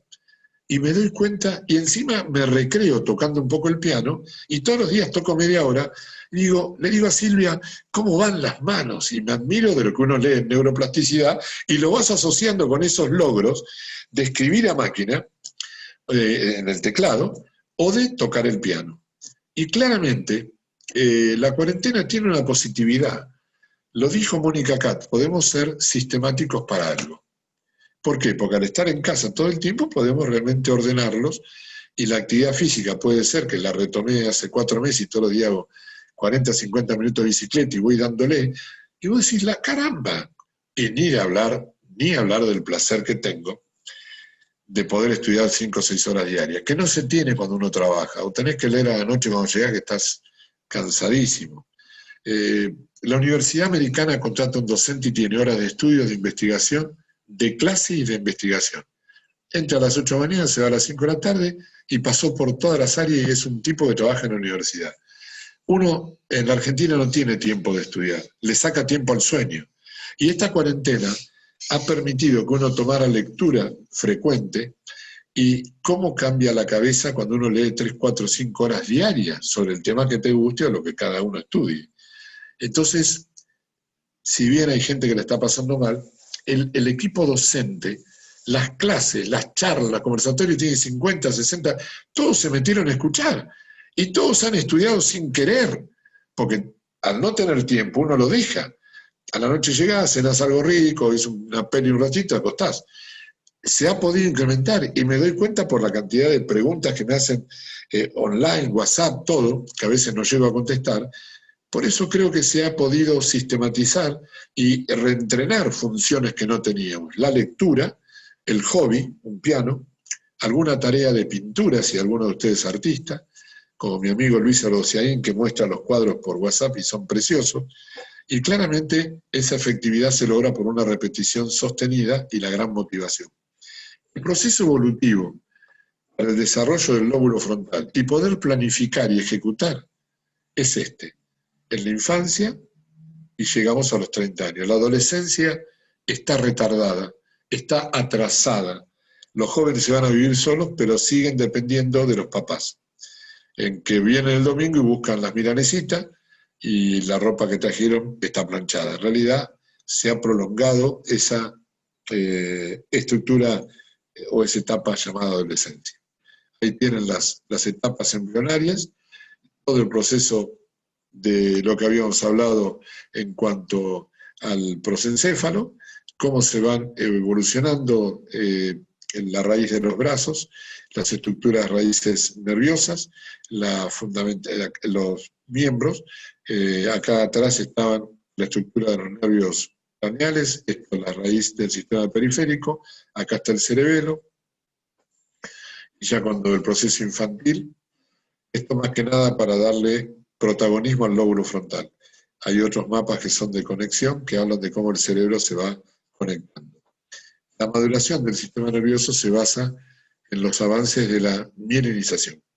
El aprendizaje está basado en maduración y en cantidad de sinapsis. Los niños tienen más sinapsis que los adultos, por eso agarran un teléfono, le mostrás dos cosas y ya lo manejan. Y vos te quedás mirando y diciendo, yo no puedo creer que este pibe ya tun, con un dedito y manejan el teclado, porque tienen mayor cantidad de sinapsis que los adultos para poder enfrentar el mundo. Y esto determina la facilidad de los aprendizajes en la infancia. ¿Cuál es el plan? Es desarrollar 2 o 3 veces más conexiones que las necesarias. De luego que posteriormente aparece la poda, la muerte de algunas estructuras sinápticas, que son las que están de más o están equivocadas. Y siempre hay renovación de sinapsis. Esa poda se produce antes de los 7 años. Y cuando se produce esa poda, claramente aparece la posibilidad de grabar estructuras memóricas o huellas en el campo, en el área cognitiva y en el área motora. Si no hubiera poda, las neuronas no pueden trabajar cómodas. Estaría lleno.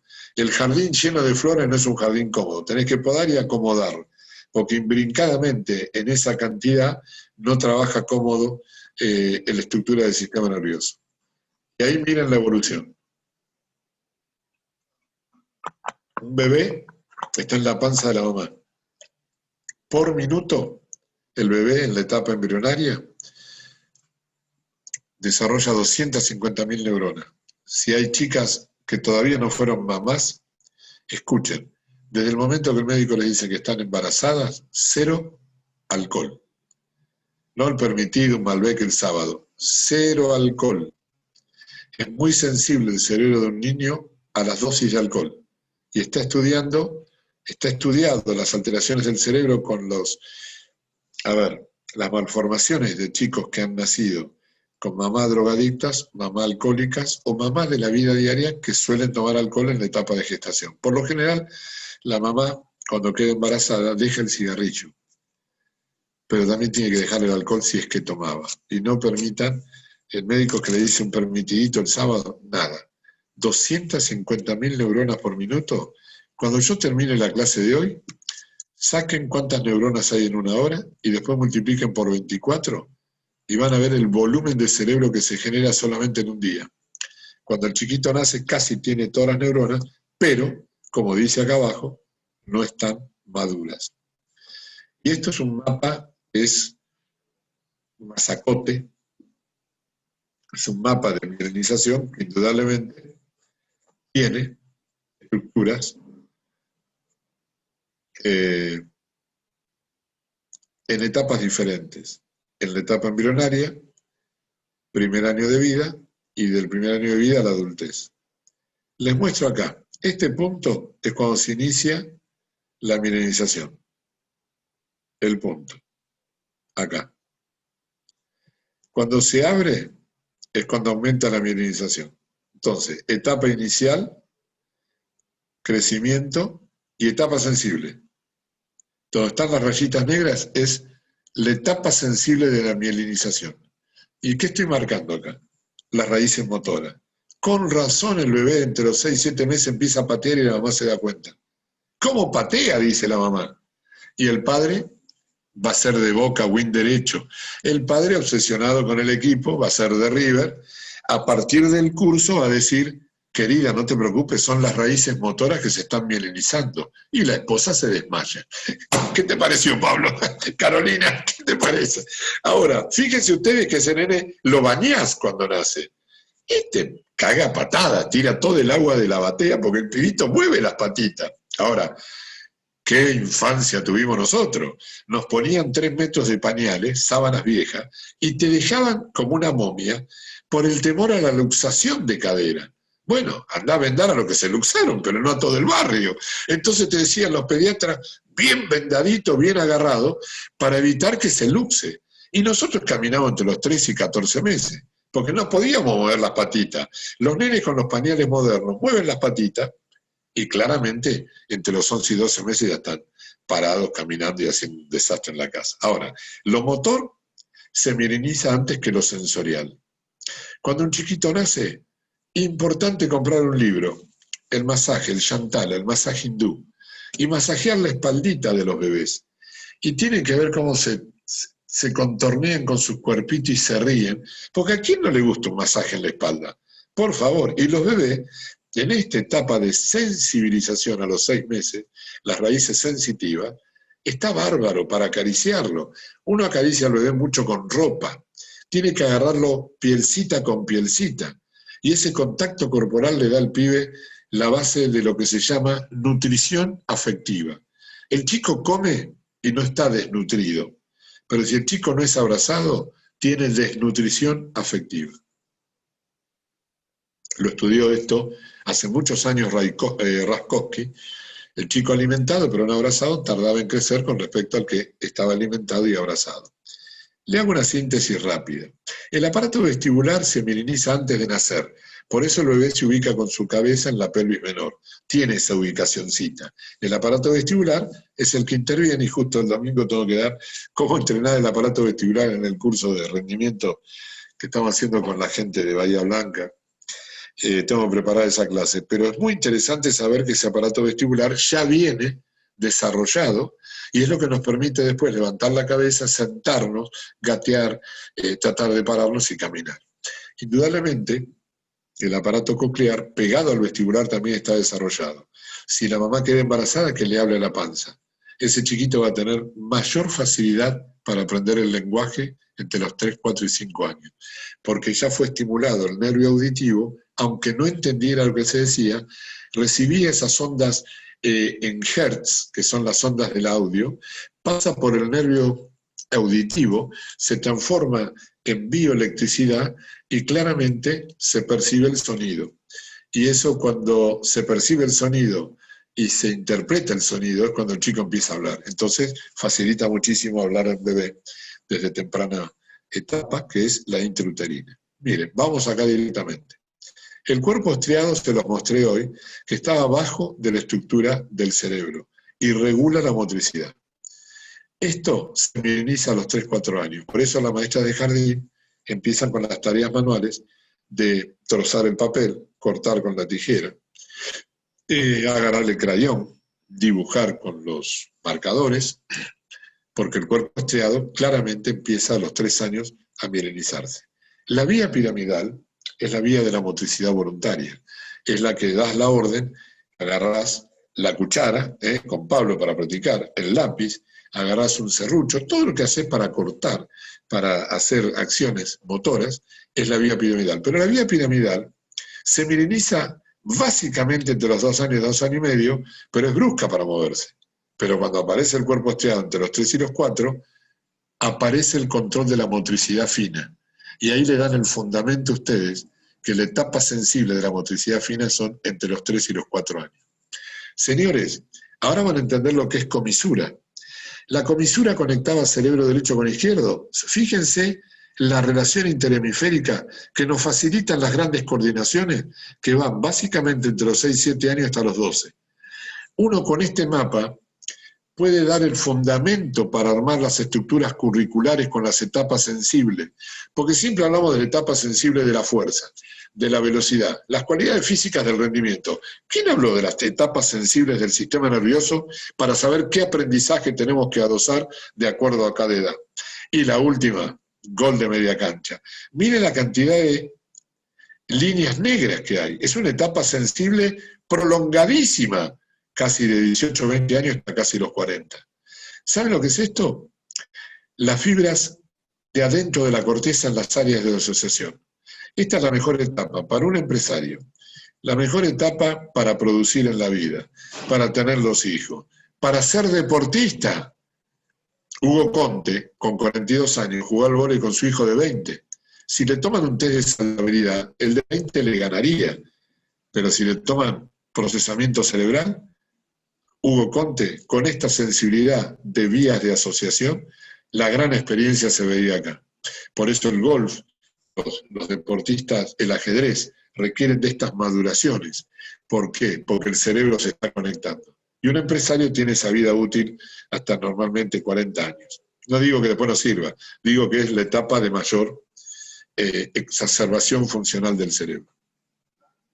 El cerebro y la motricidad claramente es toda una importante función coordinativa, porque 600 músculos conectados entre sí con 100.000 millones de neuronas, claramente coordinan las acciones musculares a través del sistema nervioso central y periférico. El movimiento, bueno, si hablamos de movimiento, Aristóteles tenía un sentido común. El peso determinaba el movimiento. Hacia abajo lo más pesado, tierra y agua, y hacia arriba lo más liviano, fuego y aire. El movimiento en el universo se debe a la fuerza de la gravedad. Las estrellas, galaxias y todo el universo se mueve, o sea que el movimiento no es patrimonio exclusivamente de los profes, es de todos nosotros, de todos los seres humanos. Los principios que rigen el movimiento derivan de la locomoción general, por eso la física está puesta al servicio del cuerpo humano y eso es lo que se habla en biomecánica de cinética y cinemática. Si hablamos filosóficamente, el movimiento es cualquier cambio. ¿No cambió el mundo con el COVID? ¿No ha cambiado? ¿No ha habido un movimiento claramente de conductas sociales con el distanciamiento y ahora todos salimos con un tapaboca? El movimiento es un atributo universal, es una forma de existir la materia. En el mundo no puede haber materia sin movimiento, de la misma manera que no hay movimiento sin materia. Y fíjense las relaciones para entender qué amplio que es el concepto del movimiento. Las placas terrestres, las que están por debajo del territorio de Japón, las placas del Pacífico, y la creación de cadenas montañosas. Las placas tectónicas se desplazan unas respecto a otras a velocidades de 2.5 centímetros por año. Es la misma velocidad con que crecen las uñas. Miren las relaciones. Miren, a ver, esas placas tectónicas que están abajo del mar y se mueven, producen claramente los terremotos en el Pacífico. Vieron el movimiento de esas placas y los compararon. O sea que la uña tiene un movimiento similar a las placas. Todo tiene movimiento. Por eso es posible hacer estas relaciones comparativas. Y todos nosotros estamos en este momento de atención a la charla, dado que el movimiento de nuestras estructuras celulares del cerebro, y claramente todas las estructuras celulares del cuerpo están activas para entender esto. Ahora, hay una filogenia de la motricidad, es decir, motricidades que surgieron desde el origen del universo. La motricidad que tenemos nosotros es la más integral y completa, pero las primeras formas de moverse fueron las reflejas, después las automáticas y después las voluntarias. La refleja, gracias a que la tenemos, si nos pintamos con algo, sacamos la pierna rápido, con un mecanismo reflejo de la médula, que era lo que les mostré hoy con los cortes metamédicos. Si esta acción de clavarme una tachuela tendría que llevar la aferencia hasta el cerebro y de ahí bajar la orden, la tachuela ya la tengo casi en los meniscos, porque no hubiera tenido una respuesta tardía. Pero como tengo una acción medular que va hasta acá y vuelve, como la respuesta del martillo en el médico, yo saco la pata rápido. ¿Saben lo que es esto? Un anfioxo. Un animalito de 4.500 millones de años atrás, que la única forma de movimiento que tenía era la refleja. Calentaba el sol abajo del agua y se movía para un agua más templadita. Cambiaba el pH ácido y el animalito sabía que tenía que volver a su lugar. Y claramente esas formas le permitieron a estos animales vivir, porque a través de los reflejos se acomodaban en ese medio exterior. Pero después avanzó. ¿Y avanzó con qué? Con las aves, que son motricidades no reflejas, son paleocinéticas o automáticas. ¿Y por qué se dan? Porque hay un cuerpo estriado. ¿Se acuerdan lo que les mostré hoy? Corteza, cuerpo estriado, tálamo, todo eso. Si yo hubiera puesto esto al principio, Emilio, ¿de qué habla? ¿Qué es el cuerpo estriado? ¿Las estrías que tengo en la piel? No, el cuerpo estriado son los ganglios subcorticales que regulan las funciones motoras. Bueno, los animales fueron médula, después tuvieron cuerpo estriado. O sea que la filogenia fue de abajo hacia arriba. Fue médula, fue cuerpo estriado y fue corteza cerebral. ¿Entienden cómo se fueron complejizando las acciones motoras de los animales? Y estos animales tienen motricidades automáticas. Cuando uno ve National Geographic, que hay un momento de un cardumen que todos cambian para un lugar. Vos decís, ¿pero qué estuvieron ensayando para ir al programa de Tinelli? No, señores, no ensayaron. Escuchan la vibración por el agua de un tiburón y sin pensar el automatismo a rajar para el otro lado. Y todos lo hacen al mismo tiempo. Las aves van cambiando la altura y una comanda y todas van, porque se manejan con movimientos automáticos. ¿Cuál era la diferencia? La motricidad refleja era estímulo y respuesta. La motricidad automática puede continuar. La refleja era discontinua. La automática tiene continuidad. Y ahí aparecimos nosotros con el concepto neocinético, motricidad voluntaria. La corteza cerebral tiene el control superior sobre la motilidad. O sea que si el médico me pega con el martillo y yo contraigo los isquiotibiales, mi pierna no sale, porque el neocinético, que es la corteza cerebral, domina a los controles posturales, a los circuitos de equilibrio y a las reacciones medulares. Lo ideal es que no haga esto la corteza, que deje que la postura se maneje de una forma inconsciente, con actitudes de reflejo, motricidad refleja, respuestas posturales, que las estructuras tendinosas del Aquiles, del cuádriceps y de los tendones, ante los estiramientos, sepan hacer las contracciones para evitar que yo me caiga cuando bajo la escalera o ustedes bajan la escalera. Y no lo hacemos pensando. Las acciones del arquicinético, que son las de la médula, actúan espontáneamente. Los del control postural, espontáneamente. Y las que son conscientes y voluntarias son las neocinéticas. Por ejemplo, cuando una persona camina, lo voluntario es arrancar y lo voluntario es frenar. Si yo voy a la panadería, más vale que frene y que entre. A la forma refleja y automática, los pasos de la marcha. Vamos a arrancar y ya después, tuc, tuc, vos lo estás pensando, derecha, izquierda, derecha, izquierda. Vos le seguís dando en forma automática. Y mucho menos te vas a fijar en los brazos. Los brazos están pendulando sin que nosotros lo hagamos voluntariamente. Donde se hace voluntariamente es en el desfile, porque el brazo toma una forma estereotipada que nadie va así a comprar pan, desfilando, los bracitos van pendulando. Y si la baldosa está salida o está rota la vereda, el tropezón lo regula el arquicinético, la estructura medular, los reflejos. Los tres sistemas, arqui, reflejo, palio, automático, y neo, motricidad voluntaria, cuando vas a comprar pan, actúan simultáneamente. Acá está, moluscos o anfioxos que actúan por reflejos, es la médula. Las aves, que es paleocinético, la estructura del puente, el cerebelo y los ganglios basales. Y la corteza es lo que nos hace diferente a todo el resto de los mamíferos. Tenemos una corteza que nos permite el proceso voluntario. Sistema central y su evolución filogenética. Cuando se adquiere un aprendizaje, hay una primera experiencia inicial que es la conexión de una neurona, seguís practicando, hay una modificación posterior y cuando esto funciona ya está consolidado. Los procesos metodológicos van de esta etapa hasta esta y cuando el hombre automatizó se considera que ya está aprendido. Entonces esto es lo que hoy está muy estudiado para entender cómo hacer las propuestas metodológicas. El cerebro emite por cada segundo órdenes para los movimientos, que coordina con precisión, y esto sería imposible si todos los músculos estuvieran bajo el trabajo consciente. Hay pocos músculos que están bajo la conciencia y el resto se manejan automática y reflejamente.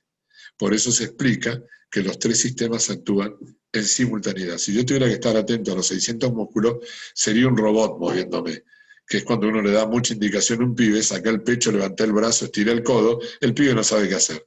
Porque le damos tantas indicaciones que lo que terminamos haciendo es que la motricidad sea corticalizada. Entonces terminamos diciéndole al nene, espera Pablo, no pensé, tirá la pelota, no pensé como diciendo sacarlo espontáneo y automático, porque al final de tantas consignas que te di, te despeloté más.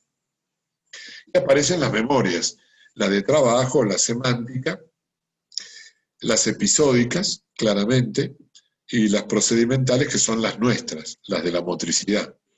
La memoria procedimental, miren lo que está estudiado hoy. Acá tienen el putamen, el tálamo, el lóbulo parietal. Esto, si yo no hubiera dado lo del principio, no lo hubiera entendido. Cuando agarren el Power, hagan la fotocopia de todo el mapa que yo les di del cerebro, de las estructuras del central, y fíjense cómo actúa esta estructura de la memoria procedimental. Cuando decimos, aprendió, lo incorporó y aumentó su acervo motor. Cuando hablamos del tálamo, hablamos de una estación de relevo. Cuando hablamos del núcleo caudado, es lo que interviene en el aprendizaje y modifica los recuerdos de lo sensorio procedimental. El caudado te modifica lo que grabaste sensorialmente. Si yo les digo a ustedes, piensen en la vertical, lo van a poder hacer porque tienen el registro sensorial de lo que es clavarse de brazo y levantar las piernas. No hace falta que dejen el lápiz, el mate y hagan vertical ahora. Si yo les digo, hagan un giro, si yo les digo, hagan un rol adelante, piensen, ustedes tienen un registro sensorial. Bueno, eso está en el núcleo caudado. En el putamen están implicadas las habilidades motoras que están bien aprendidas, lo que está bien logrado. Y en el hipocampo, no es tonto, este selecciona las experiencias que se recuerdan y se almacenan a largo plazo. El hipocampo es el CPU de la computadora. Entonces, en estas estructuras que ustedes vieron, porque el tálamo formaba parte del diencéfalo, el caudado y el putamen, los cuerpos estriados en la parte profunda de la corteza, y en el hipocampo, que es claramente lo que está alrededor del sistema límbico, acá tienen 4 conceptos claros para poder entender el proceso del aprendizaje, las teorías de aprendizaje motor que se dan en psicología. Y preparados, listo ya, se puso un electroencefalograma telemétrico y se vio qué pasaba en el cerebro de esta gente cuando el preparado, que puede ser visual o auditivo, informa a la corteza frontal dorsolateral, preparados, y se activa esta parte, la función momento de iniciar el movimiento. Preparados, ¿preparamos qué cosa? A la corteza frontal, dorso-lateral. ¿Quién prepara? La vista que está acá atrás, el ojo está adelante, pero la visual está acá atrás, o el audio. ¿Preparados? ¿Listo? Ya, eso es el audio. Ahora, si yo te digo, cuando cambie el semáforo, arranca, bueno, estoy preparado, y cuando cambio la luz, que es visual, arranco. Ahora miren el listo. La corteza frontal dorsolateral, estamos conectándonos con la corteza parietal posterior, donde están los ganglios basales y va la intención, está mal puesto, consciente, la intención de moverse. Esta intención va al tálamo y envía las señales al área premotora, que está acá adelante, y motora. La premotora y motora era parte del área 6 y el área motora era el área 1, la que marcaba el área 4. Fíjense ustedes que ya está tocando las áreas para que se elabore el plan. Y cuando decimos ya, la corteza da la orden, este es el área 4, tiene vías de comunicación de ida y vuelta con el cerebelo, porque hace un feedback, y también con los ganglios basales, ese es el feedback del sistema central. El cerebelo coordina, perdónenme, el cerebelo coordina los músculos y devuelve la información a la corteza para recibir más instrucciones. O sea que lo largo lo empiezo a hacer, pero permanentemente el cerebelo le da información a la corteza para que reajuste durante todo el proceso que hago el movimiento. Esto hace 20 años no se sabía. Esto le da la precisión para el entrenador de qué área del cerebro tiene que estimular, cómo tiene que hacerlo, qué vía diferencial, y lo intuitivo pasa a ser acción científica. Ese cerebelo es chiquito, está escondido detrás del cerebro y que ya conecta con el tronco encefálico que está acá adelante, ya va a la médula.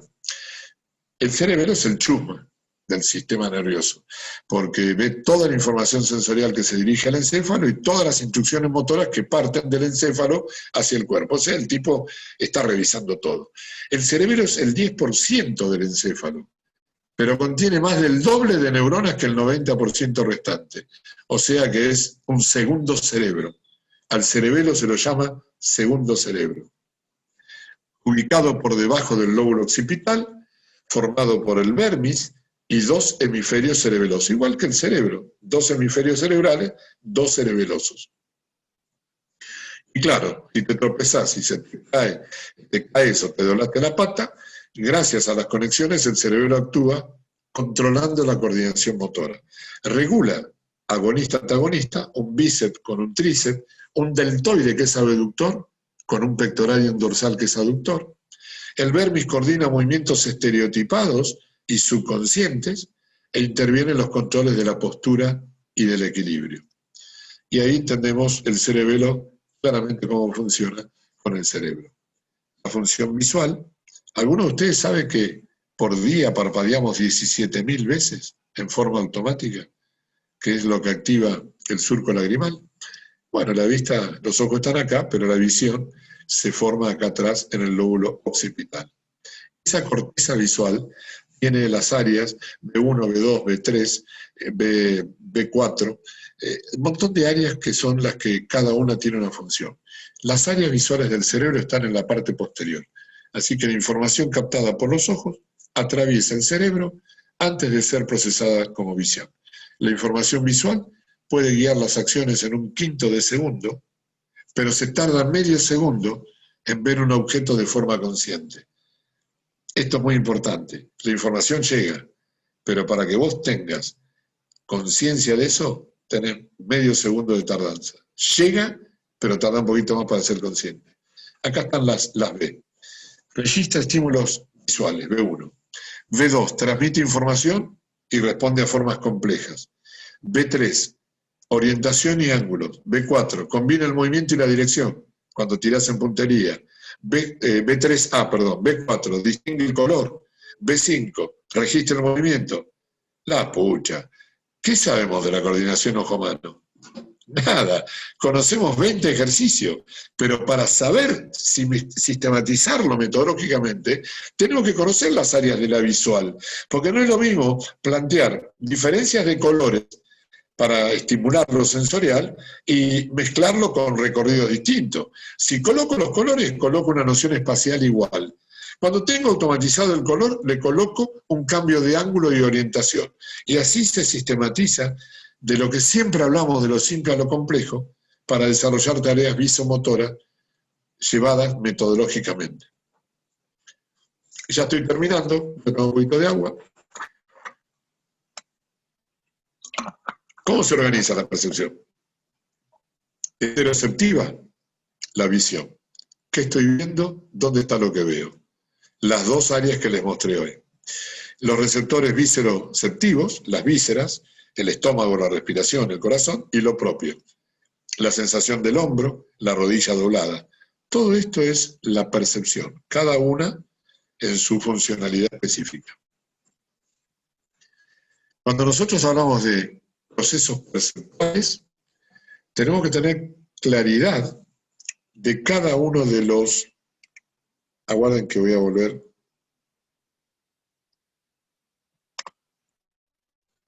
A la cámara. Tenemos que tener claridad de cada uno de los aspectos perceptivos. La visual, el audio, el tacto. Trabajamos mucho en discapacidad con la cuestión táctil. Y cada receptor sensorial tiene una forma de procesar. Lo que tenemos que tener claridad es cuando queremos integrar dos receptores sensoriales. Si yo te digo, fíjate bien y te toco, ¿a qué le hace caso el chico? ¿A fíjate bien o a lo que lo toco? Entonces a veces uno tira demasiadas consignas por el deseo de querer enseñar y hacemos lío. Porque si ustedes tienen sed, ¿agarrarían una jarra de agua y voy a ver que esté cerrada, a ver si me empapo, y la vuelcan de golpe? No, porque se tirarían todo el agua encima. Tomarían gradualmente. Las consignas en la enseñanza para un aprendizaje tiene que ser dada con un tiempo latente de recibir por parte del alumno, elaborar esa respuesta y después dar otra. Pero había un libro de Robert Singer que tiene la enseñanza del deporte que dice, escuchá las consignas, poné la raqueta adelante, estiré el codo, fíjate bien la pelota, no te acerques demasiado a la cancha y el pibe lo corta y dice, profesor, discúlpeme, ¿qué significa consigna? Se había quedado en la primera palabra. Nosotros por enseñar tiramos demasiado estímulo. Den los tiempos que tiene cada receptor sensorial para recibir la información y poder procesarla.